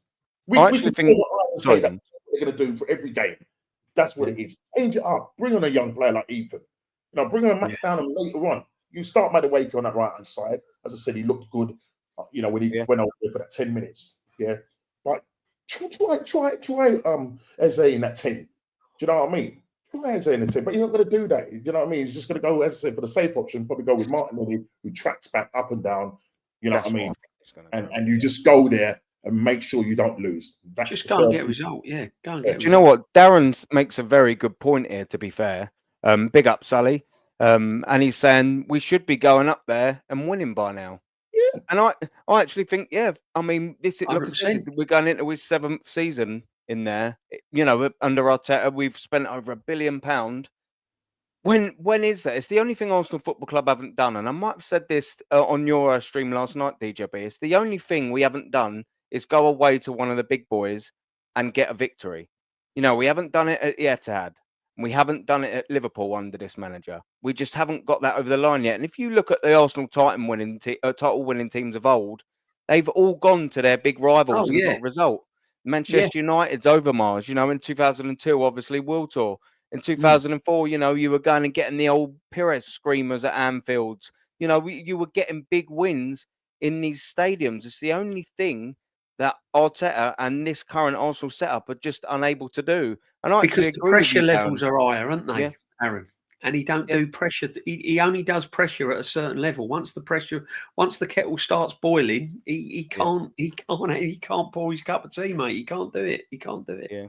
They do need to go there. I mean, what a good bit of confidence and just a good bit of mentality would it be? No matter how they won, if they went to Liverpool and won on Sunday, it gives them just that little reinforced belief. Like, well, are we ready now? Easier said than done, of course. But you know, I actually sort of agree. Yeah, it's a simple point made by Darren, but an actual right and effective one. We should be probably going there and winning by now, surely. But I said. But I mean, I said as well though, Darren, big up to Darren. I said we should be favourites to win the Premiership for how long this manager's been in charge and for how much money's been spent. Mm-hmm. Not, it shouldn't be Liverpool, Man City. It should be us favourites to win the Premiership. Yeah. There is no should way have had we should one. be in a. Do you know what I mean? Because the amount of money he's spent on this football team, we should be walking it, really. Yeah. It's And crazy. when we go to Anfield, if we get within 10, 15 yards of their box, down the side or outside, the players are going down. They'll be told to go down, try and get a free kick, try and whip it in every time. Yeah. They won't. They'll just be doing the Gabriel thing where you turn your back to the player and then flop over the ball. It's going to be so stop-starty and horrible. But again, you know, if it worked to get a win, brilliant, you know, amazing. But then I want to see us take the game to Forest the following week and properly play them off the park. Yeah. You know what I mean? That's what I want to see. I don't want to see it again and again because, like you said, Aaron, it's not sustainable to play like this. Yeah. It's not sustainable because the Leeds, we said it 5-0, 3 were set pieces, 1 penalty, 2 corners. You know, in open play, we've only scored 2 goals out of the 6 have only been in open play, and that is not sustainable. Liverpool will go, and do you know what? They'll probably let in less than they have in the other 2 games because we won't attack the way Bournemouth did, and we won't attack the way Newcastle did. You know what I mean? We'll give them. They can have the worst defense that everybody going on about defense and stuff like that. But if we're just belting the ball clear and then trying to close them down in their half and force them into a mistake and get a free kick, you know what I mean? They only have to cut through us a couple of times and we're done. You know, and this is the thing. This is the big issue, and that's exactly what Darren says. We should be at this stage. It should be us going there, going right. Come on, we're going to smash them. Like we've spent 300 odd. Nearly, it will go up to close to 4 million now on defenders. Where Liverpool spent, I think, 150 since Klopp or something like that, and about 90 million of that was on Van Dijk. You know what I mean? So it's just sort of people say, you know, oh well, we're great at signing defenders. Yeah, it's Arteta's strongest point, I suppose, of signing defenders, but he's had some fucking duds as well. You know what I mean? Tommy Asu and Kivior, and you know, they're not all hits. So I just feel that we should be. I'm with Darren. It's crazy that we're going there, but look. I'm more confident now than I have been in about since the start of the summer that we can go there and get something. Yeah. But that's when we always slip up. You know what I mean? It's when we always slip up. It's when the second we start thinking, oh, maybe he's turned the corner. He just goes right back to being the super duper Mick we know. And he'll make some stupid fucking decision. He'll make some stupid decision. And it, Shane, that breeds, breeds that extra little bit of confidence because, you know, if you'd have got a draw or a loss against Manchester United, you'd have fell over the line against Leeds and it was a 1-0 win, you'd be dreading the game, wouldn't you? Yeah. You would. You'd be thinking, wow, we're probably going to get taken apart here. But because we've started well, we've got that little bit of momentum. Like you said, only 2 goals from open play against Leeds. But you put a convincing in the end, 5-0 win over there. You know, some of the players, frustrating, some of them have gone down with injury, but a Gyökeres especially getting a goal from open play, a goal I quite like because prior to Gyökeres, we haven't got anyone in the team, bar Saka, that can create something out of that. He was just running the channel. The second he got that ball on that left, he knew what the he wanted to do. defending was terrible, though. Let's get that right. Oh, 100%. Yeah. But you know what, though?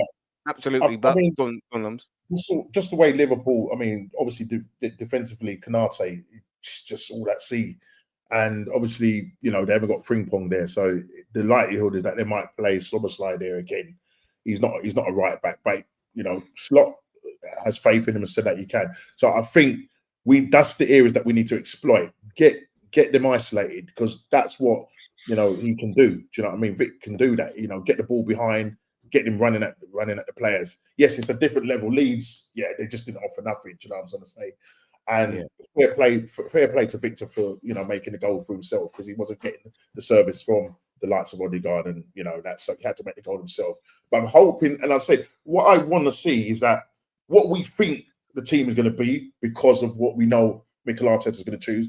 If he then, when we see that team sheet and the team on Sunday, and it's completely people that we didn't think were going to be playing, then fair play because he's doing. I'm not saying I don't know if he's listening to us. I don't think he's going to listen to us anyway. But I'm saying it was just good to see him do something different. But we know what he's going to do. So, as I say, but we need to exploit those little weak areas. Yeah, I mean, take the game to them. Yeah, play. You know what you got to do is play to Victor's strength. If you don't play to his strength, you know Van Dijk and Canate. You know if he's going to like what you saw what happened against Man United with De Ligt. literally, apart from the only chance when he barged into him and put him on the floor. Other than that, De Ligt more or less had him in his back pocket. You know what I mean? It was just literally rugby. So it's about maybe being smart and saying, right, Canate, because tonight he was terrible, and in the other game was terrible. So that's what you got to do. Look at the weak points and try and exploit it. You know what I mean? But I don't know if I just said he doesn't think that way. He just goes, go there, be safe, make sure you keep the ball and just move it up slowly. If we get a chance, as I said, if we end up getting a corner or we get some sort of free kick on the area or whatever, that's the way he's going to play. No, take the game to him. You know what I mean? Drive in the area. Like, you get the likes of Ethan driving into that space. Yeah, you know, bringing fouls and that. You know what I mean? And just causing havoc. But we know Mikel Arteta, so that's the thing. Always comes back to that. It always comes. I was just going to say that. It always does. It's like, you know, you get excited talking about all the options, and then you go, then we know. We see when we close our open eyes, Mikel Arteta standing over us. So it is what it is. It's like going to a buffet and just seeing all the cream cakes and all, and then just knowing that you have to settle for porridge at the end. Like it's just what it is, man. You know what I mean? It's always the same. You know, you get all excited. We can have Wanyeri doing this, and we can have Norgard doing that. Yeah, you get excited going to a wedding as a single man, and you think, oh, the bridesmaid here, and she turns out to be an absolute nightmare. You wake up beside a Shrek, going, "What did I just do, man? What did I just do?" I've been there too many times. Too many times. I've taken one for the team far too many times as I should have, to be fair. I'm not gonna lie, man. Woke up and just think, Aaron, not again. What have you done now? What have you done? But you always get breakfast from the fatties, so it's it's not too bad. That's very true. That's very true. Yeah. They're always a bit more grateful. No, fair dues to them. I'll give them that. A big up to the Yeti, who's saying Arteta doesn't want choice. That will show what a fake manager he is. Absolute facts. I've been saying that for ages, and to be fair, you have been saying that for a long time. Big up to listen, he never wanted a Gyökeres. He wanted a Sesko, so he could have the instant excuse of Šeško. But he's young. Šeško, sure. Yes, money penny Šeško. He wanted that, so he had the excuse, innit? Because obviously with Gyökeres, you need to deliver now. That's why he doesn't want an Eze sort of type of player, because it's choice, isn't it? He's got questions now to ask about who does he drop on the left if he's going to play him left wing. Does he drop Martin Odegaard because Eze's coming in and doing his thing? He doesn't want that. That's why he's kept himself a small squad. But if you notice, it's all obviously bar this season when Bert's come in. He's kept a small squad but complained about it. Yeah. The whole time he's been here, he's complained about having a small squad and done absolutely nothing to increase the numbers. In fact, last year, he got rid of them. He got rid of more. He complained that we had no strike force, whilst, whether you agree with it or not, letting go Fabio Vieira, letting go Reece Nelson, letting Eddie Nketiah go. And there's one more I can't think. It's gone out the top of my head. ESR. Yeah, ESR, exactly right. Now, whether you agree with the sales or not, it's irrelevant to the point. He's let 4 attacking players go and he brought none in. And he's complaining about not having a squad. So now you've got Berta coming in, who's made 7 signings, possibly 8, if you believe in this and a new centre-back. It's not a rebuild, though. Not a rebuild, though, yeah. 10 players, 10, nearly best part of 10 players, but it's not a rebuild at all, How are we? Look, listen, I'm glad that we've signed numbers this season, but how poor is it? And Shane said this to me earlier, I'm fairly certain, Shane. How poor is it? How poor is it that in phase 6 or whatever you want to do, season 7, probably transfer window 15, we have to buy 10 players? And it's not because we've won 2, 3, 4 trophies and we're on a new little cycle. We're just trying to maintain or trying to go for the big boy, having already won a couple of things. We're doing this rebuild. We're signing 10 players on the back of winning nothing. Yeah. Absolutely nothing. And just to make up the numbers, Aaron. Just to make up the numbers. That's what's disgraceful about it. Yeah. It's basically what he's doing. He's chasing the mistakes he's made over the years. Yeah. So what he's doing now, he's throwing money at it, buying players in because he's chasing what he should have been doing years previous. And I've said before, the team he had last year should have won a trophy. Should have won the Carabao Cup. Should have won an FA Cup. That team was good enough to win a Carabao Cup or FA Cup. You give that to any other manager, and then we're not losing 2 legs against Newcastle with that team. But the fact of the matter is because he's fouled on so many levels in big competitions, he's now having to bring these players in to try and rectify his mistakes that he's made previously. And all he's doing is he's just gone backwards. Mm. When he came in, we had to get rid of players. We've still got to get rid of players. We needed players when he came in. And now we've had to buy more players. So all we're doing is just throwing money at it. We're throwing money at it. And I've said it all along.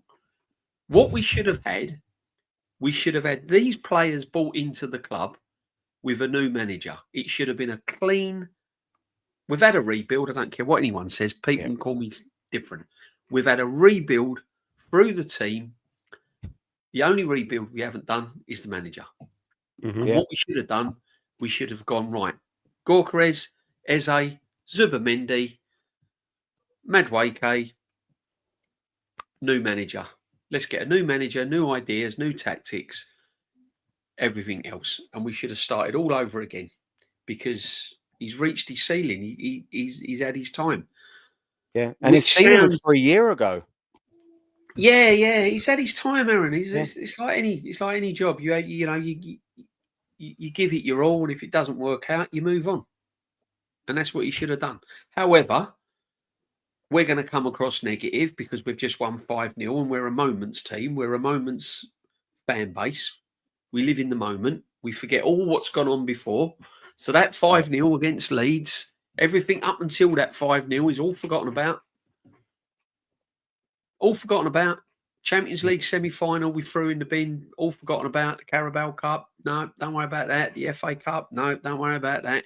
Finishing second, bottling league titles, injuries, money wasted, the Pablo Maris, all of them players, the Sambi Lukongas, the Nuno Tavares, all these players that has been signed under this manager. No, that's all forgotten about because we beat Leeds 5-0.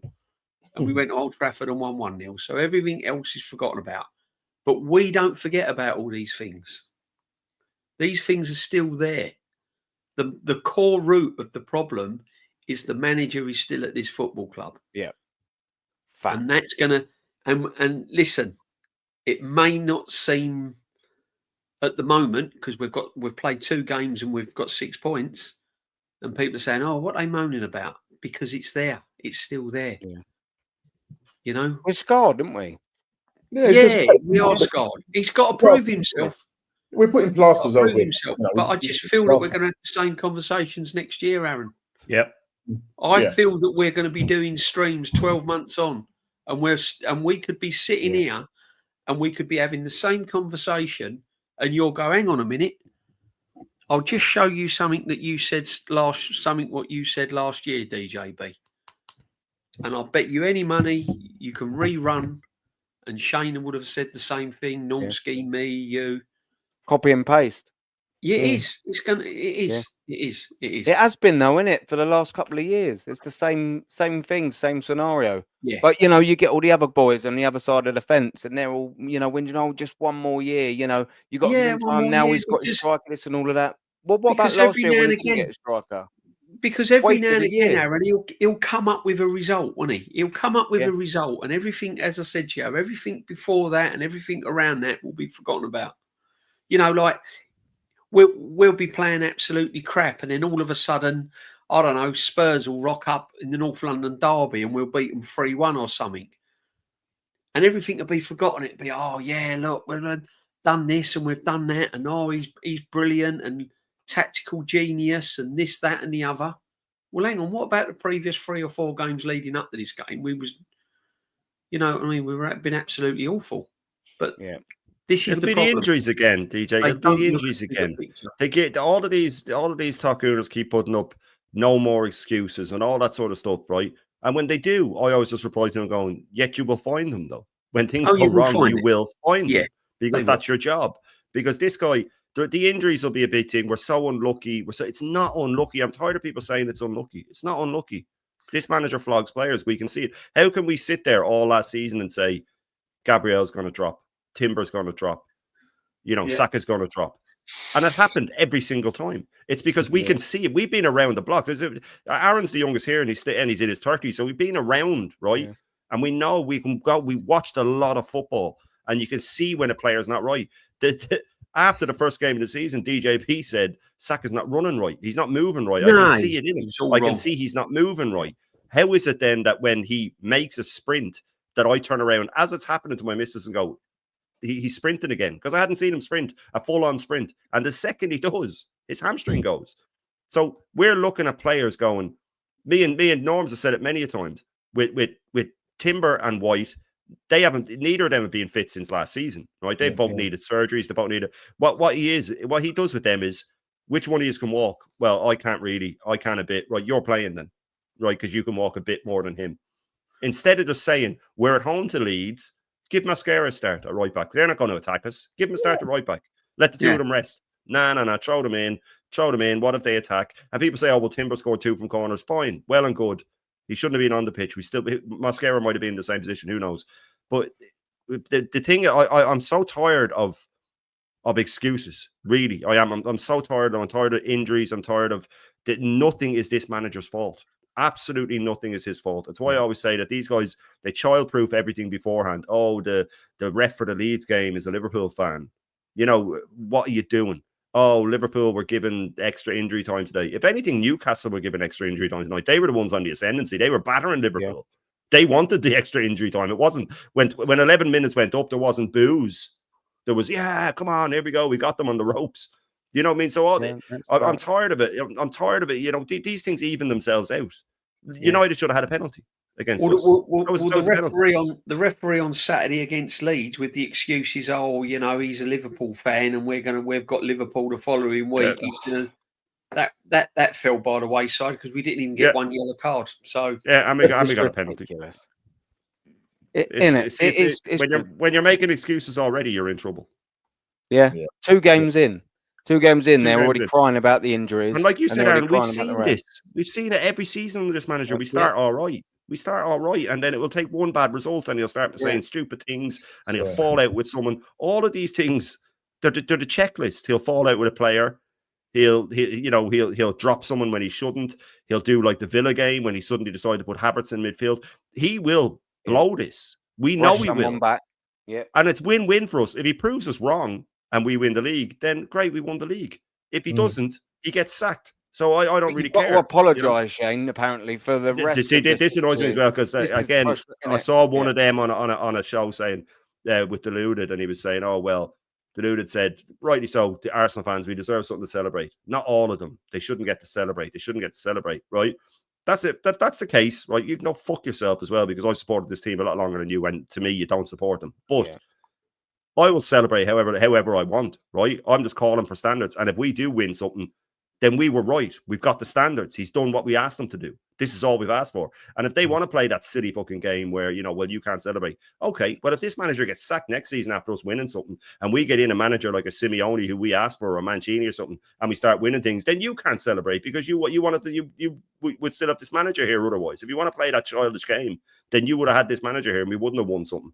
But telling other fans how the so-called, we're all Arsenal fans, telling us how to celebrate, get out of my face, man. I swear to God. Yeah. It's the only downside to YouTube. It's great coming on here with the likes of yous and stuff like that and talking sense, but having to deal with these other morons who know nothing about football is an awful downside to it. That's the price, isn't it, that you have to pay? That's the price you have to pay, yeah. When I'd sort of obviously just started and all that, and I got in with it, everyone in, you're thinking, wow, yeah, this is great, man. I'm not the only one. I'm not going absolutely mad. But then you go, oh, do you want to jump on mine? And you've got this one geezer on there, and you've got the 2, and I'm thinking, wow, these lot are a bit mad, aren't they? What's going on? And then the more you do it, the more you're in and around these absolute plebs with mad opinions, and that is the price you pay. You know, whilst it's been unbelievable, me being on YouTube and meeting unbelievable guys like yourselves, world-class chat, loads of you now, I love it, honestly love it. James as well was coming in here. I've had the opportunity to meet James. It's been unbelievable, and many, many, many more.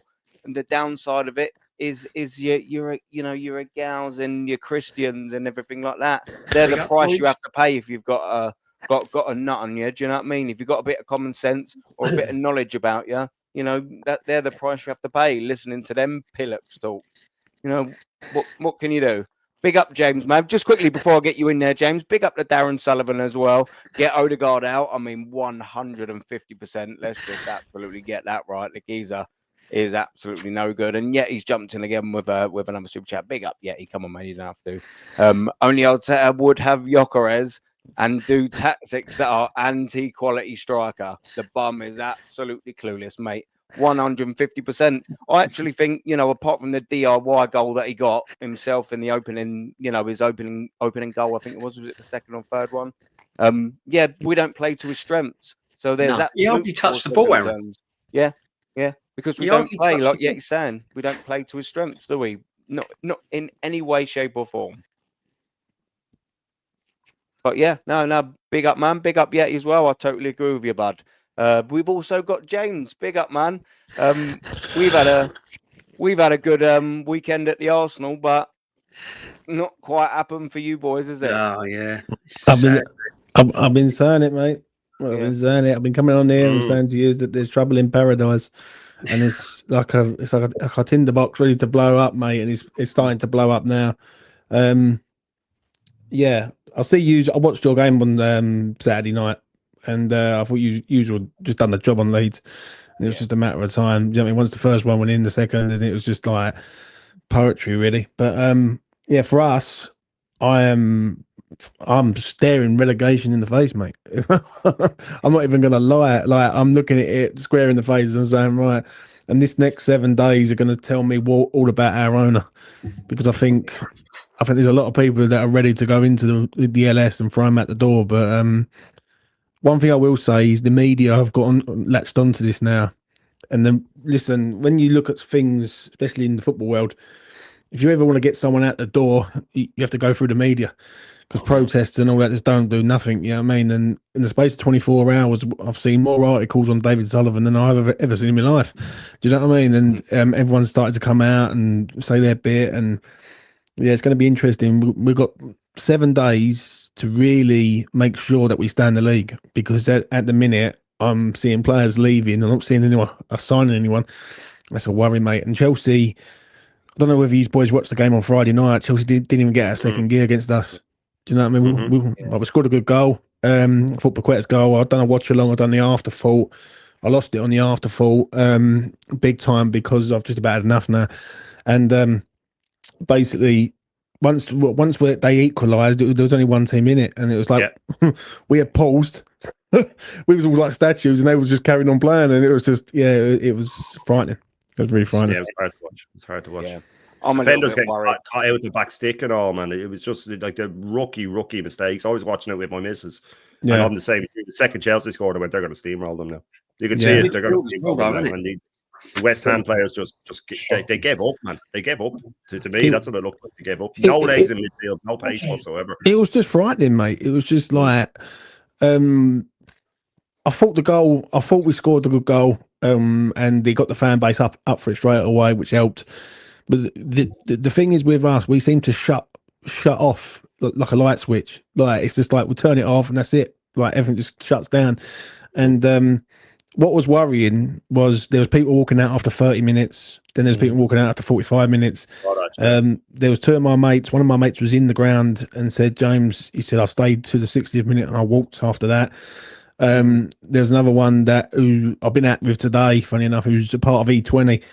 And he turned and said, James, I've never wanted to walk out of a ground, but like with West Ham, and I was so close. I was like, literally, like, I wanted to go, but I just stayed there to like the 87th minute, which I said to him, fair play to you, mate. Like, you're 5-1 down, and what can you do?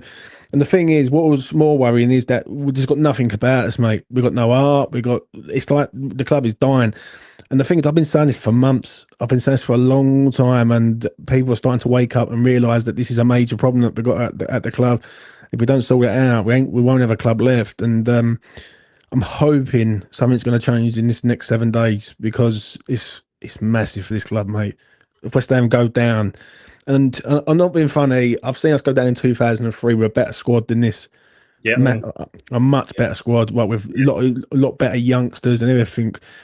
If West Ham go down now, we could be like a Leeds situation or a Nottingham Forest where we stay down there for a good while. Do you know what I mean? And That can't happen. It can't happen. Right? You see, It really the problem can't. is if you go down, every time you play at home, it's that team's big day out because of the stadium and everything like that. They up their game. It's very hard sometimes when a team like that goes down. When you have a Bristol City or something coming there, like look at the stadium, look at this, and they it's their cup final, and they step it up. A lot of teams have stayed down because of that. Like what it is, Shane. Yeah, what it is, Shane. People say to me, "Oh, well, if we go down, we might be able to get this owner out." The owner's the problem at West Ham. Right, the structure's just completely wrong. Right, we're buying over the hill players with no sell-on value. We're selling everyone. We've got an owner who doesn't invest in the club. Right, that's the thing that really grinds into me. Is you've been here 15 years and you haven't invested a penny into this club, and what you're doing is you're recycling the money that you earn from West Ham, and basically West Ham will never go up or down. It's just like that. So, what happened last year? Just to say, it's quick, is that when he went all out with Julian Lopetegui, it all fell apart. That was the gamble. Now he's got no money, so now he's having to sell players like your Paquetas and all that to try and bring in Spurs tonight, and he Paqueta. Yeah, if he goes to Spurs, if he goes to he's linked with Spurs apparently. If he goes to Spurs, mate, I'm probably gonna have a fucking heart attack. He looked like he wanted out the other night. I mean, the thing is as well, though, James. As well, the thing is as well, James, is that there's no excuses for your owners really, because the ground really has cost them nothing, isn't it? Yeah. I mean, you know what I mean? They're not having to pay a lot for the ground, so. $5 million a year. Yeah, so I mean, I've just been looking in the last couple of days and speaking to a couple of my West Ham mates, because obviously I live in a West Ham area, and they're saying that they can't see any signings coming in. No, they can't see any signings coming in within this next week. There's been no rumours or anything like that. There's been it's gone flat, mate. James, if the owner's just gotten lackadaisical, like, look, we're fine. We'll always stay up. Money will keep coming in. I think what it is, Shane, really, really unambitious. I think what it is, he gambled last year on a manager that he had no idea was going to be so bad. Not the time was the one I was going to say. Yeah, and the thing is, I say this quite a lot on E20. Yeah, it's the ripple effect. Yeah, it's basically that fell apart last year. You pumped money into him, which was a waste of time. Now, you're picking up the pieces after a year, and you're basically growing Potter. I actually feel sorry for Potter. People say, "Oh, his tactics, his tactics are shit," and all this. I can understand it on the pitch because it hasn't been great, but I feel for him because he hasn't been backed at all, and he's basically working with two other managers of players. Like, this is going to take time, and the problem with our fan base is that we're impatient. Like, when it starts going wrong, we start panicking and we think, well, just get the manager out and bring someone else in. And I've been saying it all week, basically. I said, you can go and get Alex Ferguson in here. Go and get Arsene Wenger in here. Well, I use it as an Arsenal narrative. Right, it ain't going to change. Like, Arsene Wenger in his prime will not be able to get anything out of this team right now because you've got too many. You've got players playing in who don't match the system that they're trying to play, if that makes sense. Like, you got players trying to play at the back. We've got 3 centre halves who can't header a ball. Have you got a James, sorry to interrupt you, but would you say that West Ham right now have got a championship side team? I was just about to say there's a lot of championship quality players in that I team. would say that we're relying on individuals and too much. Yeah, but like, basically, if Bowen doesn't score the goals, I don't know where the goals are coming from. We need about 100 million spending. Like, and listen, you can go out and get a couple of loans and sign a couple of players, and it could look a bit more promising. At the minute, on Sunday, right, I'll be doing a watch on E20. I'm expecting West Ham to get absolutely annihilated again because this has got nothing about it. Forest away, and the problem is we've never, since Forest have been in the Premier League, we haven't scored a goal up there. Do you know what I mean? We haven't beat them up there, so I'm feeling your pain, James. The other thing is, right, it's almost like now bringing in another manager is like bringing in it's like poison chalice because they're coming in and what have they got to work with? Yeah, you look at the managers that you've lost now, and it's tough. My brother-in-law is a big West Ham fan. I dare not go around his house that time. Massive West Ham fan, but. Yeah, I mean, bro, I watched the game. I'm like, bro, what is going on with the defending here? Do you know what I mean? A fantastic. So bad. There's You no know what I mean? midfield, though. There's no Yeah. midfield. No is there? midfield, no What legs, no legs whatsoever. what was frightening was Chelsea just didn't get out of second gear. No. Yeah. And the thing is, if Chelsea would have went into second, third, fourth, and fifth, it could have been 10. And Yeah. that's the thing. I was sitting there watching it, and I'll be honest with you, I was doing the watch along, and I was having a drink, and I was like, right, and See you with a people, whiskey, innit? yeah, people were in the chat and saying, "James, shut this down, mate." And I was like, "No, I've got to carry on. I've got to see it all the way through the end." And it was like 35 minutes of just sitting there, just knowing that like West Ham are 5-1 down and just doing nothing and just going through the motions. The thing is, my anger is my anger's at the owner, because the owner is just It's been crux, though, isn't it? yeah, like the owner doesn't care, mate. Like it's a milking pot for him, and like he's always content with West Ham staying in the league. If West Ham finish 17th every year, he'd be happy with that. And the thing is, I think with the West Ham fan base is that when David Moyes was here, he opened the door to a lot of West Ham fans to say this is what you can be if you have the right investment, the right structure, and things like that. Ever since that, we've just gone straight down. Do you know Not what, James? Right? Since this is going to sound really crazy, but since you won the conference, Yeah, it's got worse, isn't it? Really, winning Yeah. that conference has actually damaged you rather than kicked you on. When you won the conference, when you won in Europe, that should have kicked the owners on, and it should have kicked you on, and you should have been like a Brighton or a Palace, going, winning an FA Cup, being in the top 7. But it's actually done you damage long term, isn't it? yeah. What I it mean, was it's crazy. when we won the conference and we sold Rice to Hughes in that summer, West Ham should have replaced Moyes then. Right, Yeah. in hindsight, is a wonderful thing. I was against it a little bit, but then I look back now and I think, yeah, we dropped a bollock there, big time. Would have been harsh though. It would have been harsh. It would have been our shame, but like, Well, it look was what like, Tottenham did. Tottenham did it, Yeah. man. Tottenham did it. Nobody's thinking about that. And the thing was really is that if you're going to get rid of Moyes, you have to go out and get someone who's high caliber. Like Thomas Frank was there a year before Spurs picked him up, or Iola at Bournemouth. Do you know what I mean? Someone like that. Right?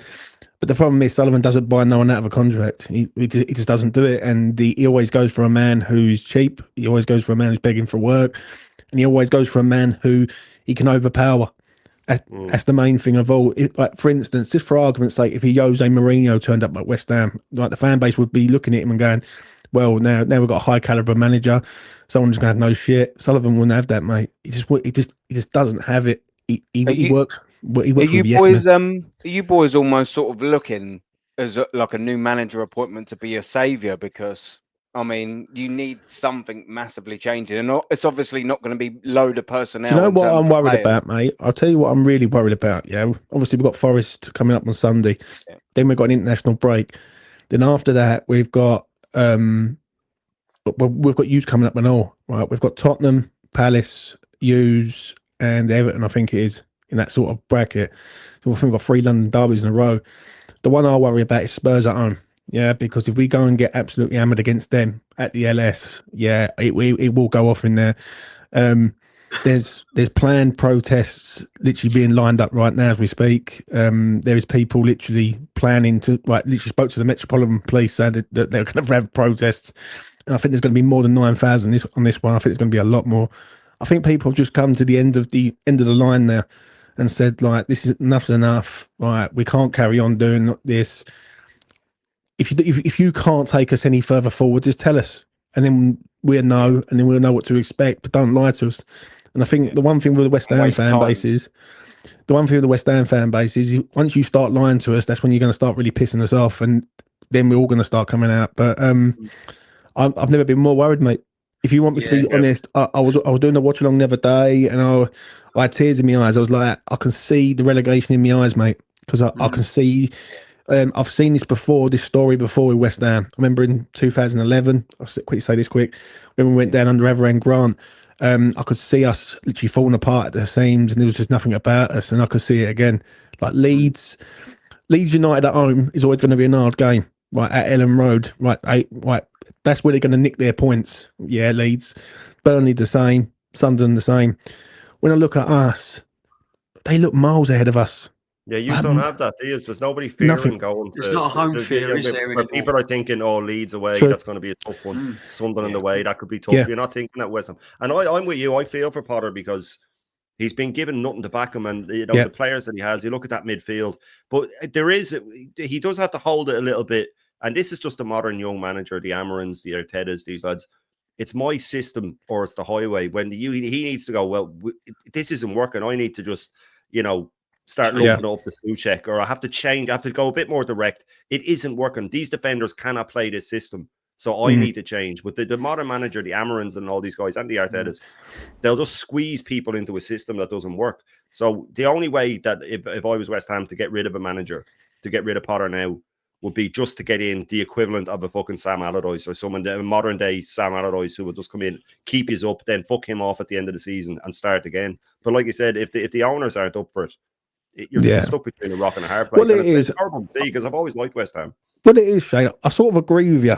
Right, and people have said that to me. I had people on the afterthought after the game, and they were saying, "James, how can you not have a go at Potter?" And they've pretty much said what you just said there, in regards of the tactics and everything. And you've got a point.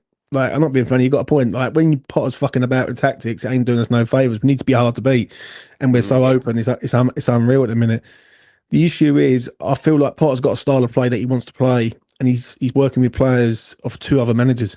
It's like some of these players threw Moyes under the bus, right? And some of us don't really forget that. And Lopetegui was an interesting one because Lopetegui he just didn't know what he was doing deep down, like, and we could all see that he was just all over the place. It was erratic. He wasn't controlled. And then obviously Potter's come in. But I look at this situation right now and I think, why is the owners not backing this man? Like, he needs help, he needs investment. The reason why I believe they're not backing him is because they've shot their bolt, really, if I'm being honest. I think they've gambled last year. I think in that Lopetegui was the guy. They've pumped money in last year and they can't keep pumping money in because of PSR, but it's not good. It's the defence that's a little frustrating, because I sit there and think, you know what, if the players are buying into the manager's system, and you're obviously, if you're down there and possibly getting relegated, it means you are conceding goals. But if you're not conceding as many as, fours and your fives, teams have got a chance. If you are a bit resilient and you're still fighting for the badge, you're still fighting for the manager. The problem is what I saw against you boys, and I was watching your stream as well, and I was watching the telly at the same time, and I just saw a lot that weren't really fighting for the manager. Some of them didn't look like they was interested in the badge. And they were conceding goals for absolute fun. They give up. Inexcusable, isn't it? It's inexcusable. Yeah. No, but you know what? I think as well with a lot of the West Ham players that you can see, it's not just the manager. There's a lot of West Ham players there that look as if they just don't want to be at the club. Yeah. They just don't want to be at the club. It's inexcusable, though. And they're stuck there because they're not getting moved on. And Paqueta especially looks like you can tell that they're players that just don't really want to be there. And the problem, the worry I've got for West Ham, and it's a fantastic club, fantastic fan base, is they're losing fans now in the Premiership. There's fans giving up their season tickets now, loyal fans that are not going to that stadium. If they get relegated, they're going to have more fans not going to that stadium, and all you're going to get is fans that just get tickets off of someone, not really West Ham fans, tourists. Day trippers. Do you know what I mean? Day trippers and all of that. It's going to be very, very difficult to build. It's going to take years to build that club back up again. If they do you know what? Do you know what? And I fear they could drop even further.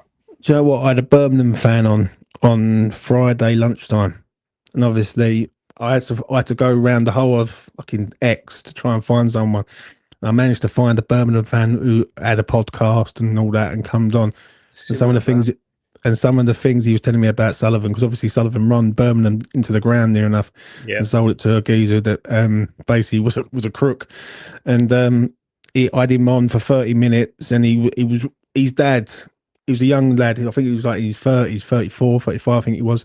Anyway, his old man wrote a statement out and sort of asked him to read it out, because obviously his old man went through the whole situation at the time with David Sullivan, and I was just sitting there nodding. I was like, "Yeah, that's happened there. That's happened there." Like, yeah, a leopard never changes his spots, and especially with our owner. For me, just to round up on this, you can have 100 managers in there. If the structure's wrong, it's always going to be wrong. Yeah. So it doesn't matter who you bring in. Do you know what I mean? And that's where I'm concerned. But like this week, if West Ham don't sign no players, I think West Ham will sign 2 players, but I don't think it's enough. Right? I think they're waiting. I think personally they're waiting for something to happen. I don't know what it is. Like, I've said it all summer. Like, it feels like they're waiting for someone to come in for Paqueta. Well, I think they want Paqueta out the door, if I'm being truthful. He's got 2 years left on his deal. He's had 2 years of nightmare. It wouldn't surprise me if Paqueta leaves at the end of the week, and then we use the money to go and rejuvenate the squad. He'll go to Tottenham. He'll go to Tottenham. They need it. He's a good player as well, man. And Thomas Frank will get the best step. If he goes to Tottenham, no shame. He's a troublemaker. Yeah, but I can see it. I did want to ask you though, James, and it's a little off topic, but it is West Ham related, and it's something that I've often talked about. What's happened with with Chadwell Heath is your youth academy, isn't it? Rush Green, yeah. Yeah, Rush Green. But I haven't seen many come through. There's been a few, but like in the 90s, it was just a gold mine. Is it as the youth being sort of at West Ham, has it been ignored a bit the recent times, or is it just? I just think it's just West Ham used to just bring through ballers all the time. The Joe Coles, Rio Ferdinand, Lampard, all of these lads. What it was, we had Tony Carr there, who was like the professor. Basically, he used to be the one to sort of generate players. He's the one who found like Rio, Lampard, Cole, Carrick, Defoe, all these players. Over the last sort of 5 years, the only one who's really come through is Deck, if I'm being honest. And right, Deck's the only one who's really come through and shone. But even Deck started off bad. That's one thing I will say. Like, I mean, I'll never forget the game at Liverpool away where we lost 4-0 and he got hooked at half time. But that was the best thing that ever happened to that man. Because when he got hooked, he sort of realised that he's in a different level now. Do you know what I mean? Like, you've got to sort of be on it all the time. Nevertheless, we've had players come through. We have got a good crop coming through now. But I don't feel that these are ready for the Prem. I feel like these should be like a bonus. So like how you treat some of your youngsters, that you bring them on for like bit part games, but you're not relying on them. You're not relying on them to change the game, like for Arsenal, like your Nwaries or your Damons or anyone's like that. Do you know what I mean? You're developing them like in game, but you're sort of pushing them along, but you're not relying on them. I think with West Ham, we've got people like Freddie Potts who's coming through, who's I think is going to be a decent player, but I think it's a big ask for him in a relegation fight. And another thing I'm going to say, I am a little bit worried about Bowen and all. Yeah, that's what I was just going to say. Yeah, he was saying here, if you get relegated, do you lose Bowen? Yeah, I think Bowen goes if we get relegated. That's standard. Yeah. What I'm worried about is him as a captain, because I don't think he's ready for this. I think this is when you are fighting relegation, you've got to be made of steel, and I don't think Bowen is the sort of man who can handle this pressure. Yeah, you know this for the years when you've had captains at Arsenal. You need people that are strong-hearted, strong-minded, and having to deal with all sort of like criticism, whatever the criticism is. Don't say that about our captain. You'll get death threats like Tony Adams. Well, you know what I mean? You can't say anything about our. You can't say anything about our captain, man. You can't say anything about Odegaard. You get death threats.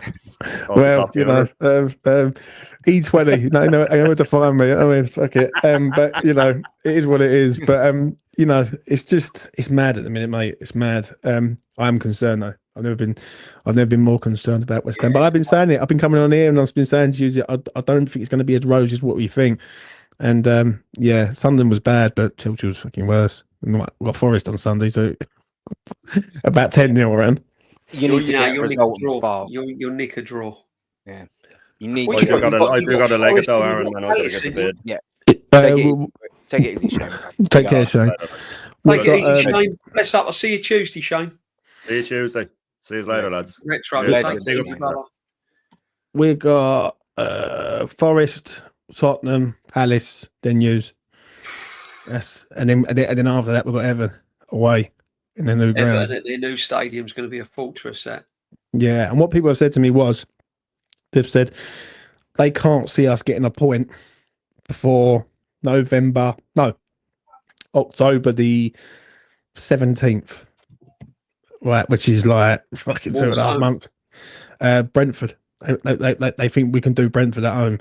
Other than that, they can't see it. They can't see where we're getting points from. Now, I think we can go to Everton and get a point, definitely. Right, especially if we play hard to beat. But I just think the damage is going to get done before we get to these games. And I think the confidence will just get smashed to bits out of us. Yeah. The one I do worry about is Spurs at home. That's the one that I look at, and I think it's a 5:30 kickoff. It's a Saturday night. If we go through a situation where we get hammered there, I can see it going off, really going off in the ground, right? Because then the window will be shut, and there'll be nothing we can do. Nothing we can do at all. So, you normally beat us at the Emirates, so you should be okay there. Yeah, that could be a little season changer. Yeah, but do you know what though? Do you know what? One thing I've noticed with West Ham under Potter is if we don't score first, we don't win. It's as simple as that. Right? Yeah. West Ham don't come back from losing position under Potter, and we're very, very open. Like for having 5 at the back, we're very open. Which is mental. Do you know what I mean? Yeah. And so it's like. But Kilman was a decent centre half, and now he's like falling off with a clip, isn't he? Kilman, you know what I mean? He's like, it's just bad recruitment, DJB. That's what it is. Like when I look at them 3 centre halves, we spent 100 million on all 3 of them, and they're not worth 100 million. Like they're not worth about 40 million between them. Do you know what I mean? Like, and that's the frightening thing is that we've got centre halves who can't header a ball. Like crosses come in, and I've been saying this on E20 for ages.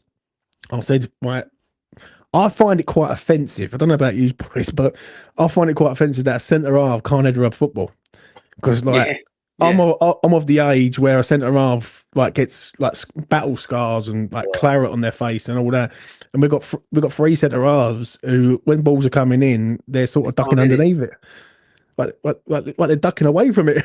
And I'm like, what is going on with that? So it's crazy. Yeah, it's not good. Not good at all. But we'll see. You're muted, Aaron, you're muted. Muted. Of course I am. It's bloody Mike, isn't it? Yeah. Yeah. See what happens. Gianni was just saying, big up, James, mate. And Gianni's saying, if you're a good team, the good teams force their own luck. Only the pretenders' luck always goes bad. And I think you're referring to fucking Mikel there, brother. I've seen it 5 times with Napoli just in the last 15 years. Constant excuses shows they're not ready to win. And do you know what? Yeah, that's exactly what it is with this Arsenal fan base. And I'll come to you with this, James, as well, because it's nice to get an outside opinion looking in. Yep. It's just been excuse after excuse after excuse with Arsenal Football Club. And what Gianni's saying, if you're a good team, you do just make that luck. You do manage to find a way. You do get that last little minute winner. You do manage to just wrangle that little bit of luck that gets you over the line, because that's what it's all about ultimately, getting over the line.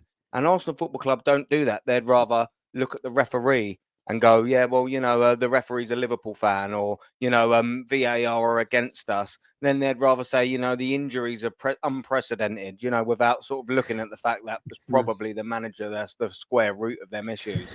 What do you sort of think of it? I mean, our side of the fence, we don't make silly little excuses like that. We just accept that we're not good enough.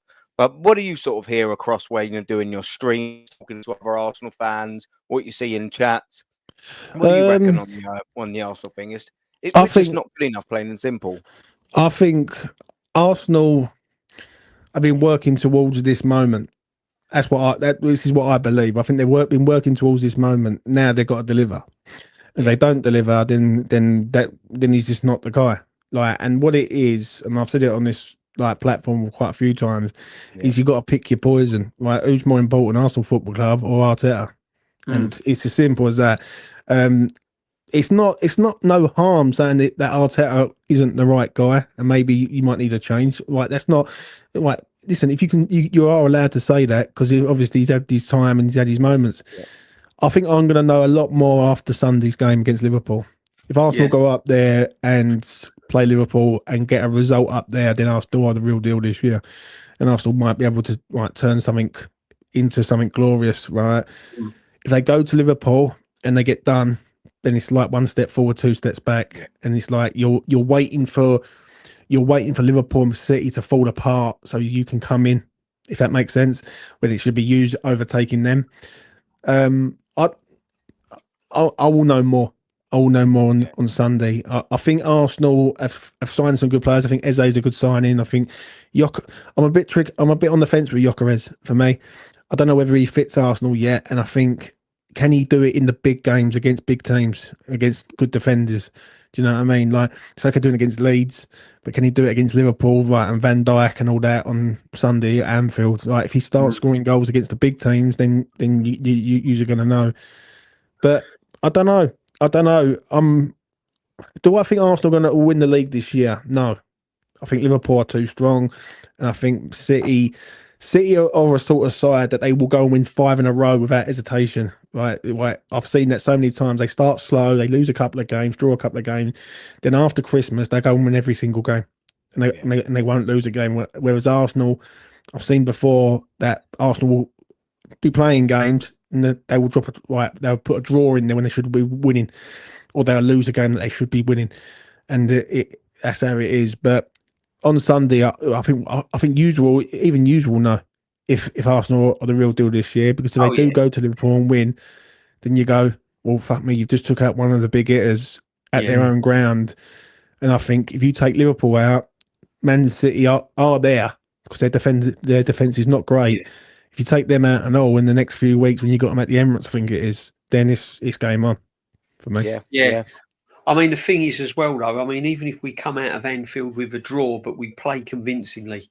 So what I mean by that, if we draw but play well, have lot of chances, play really well, we're the better team and we come away there with a draw, I'll still get a little bit of confidence out of that.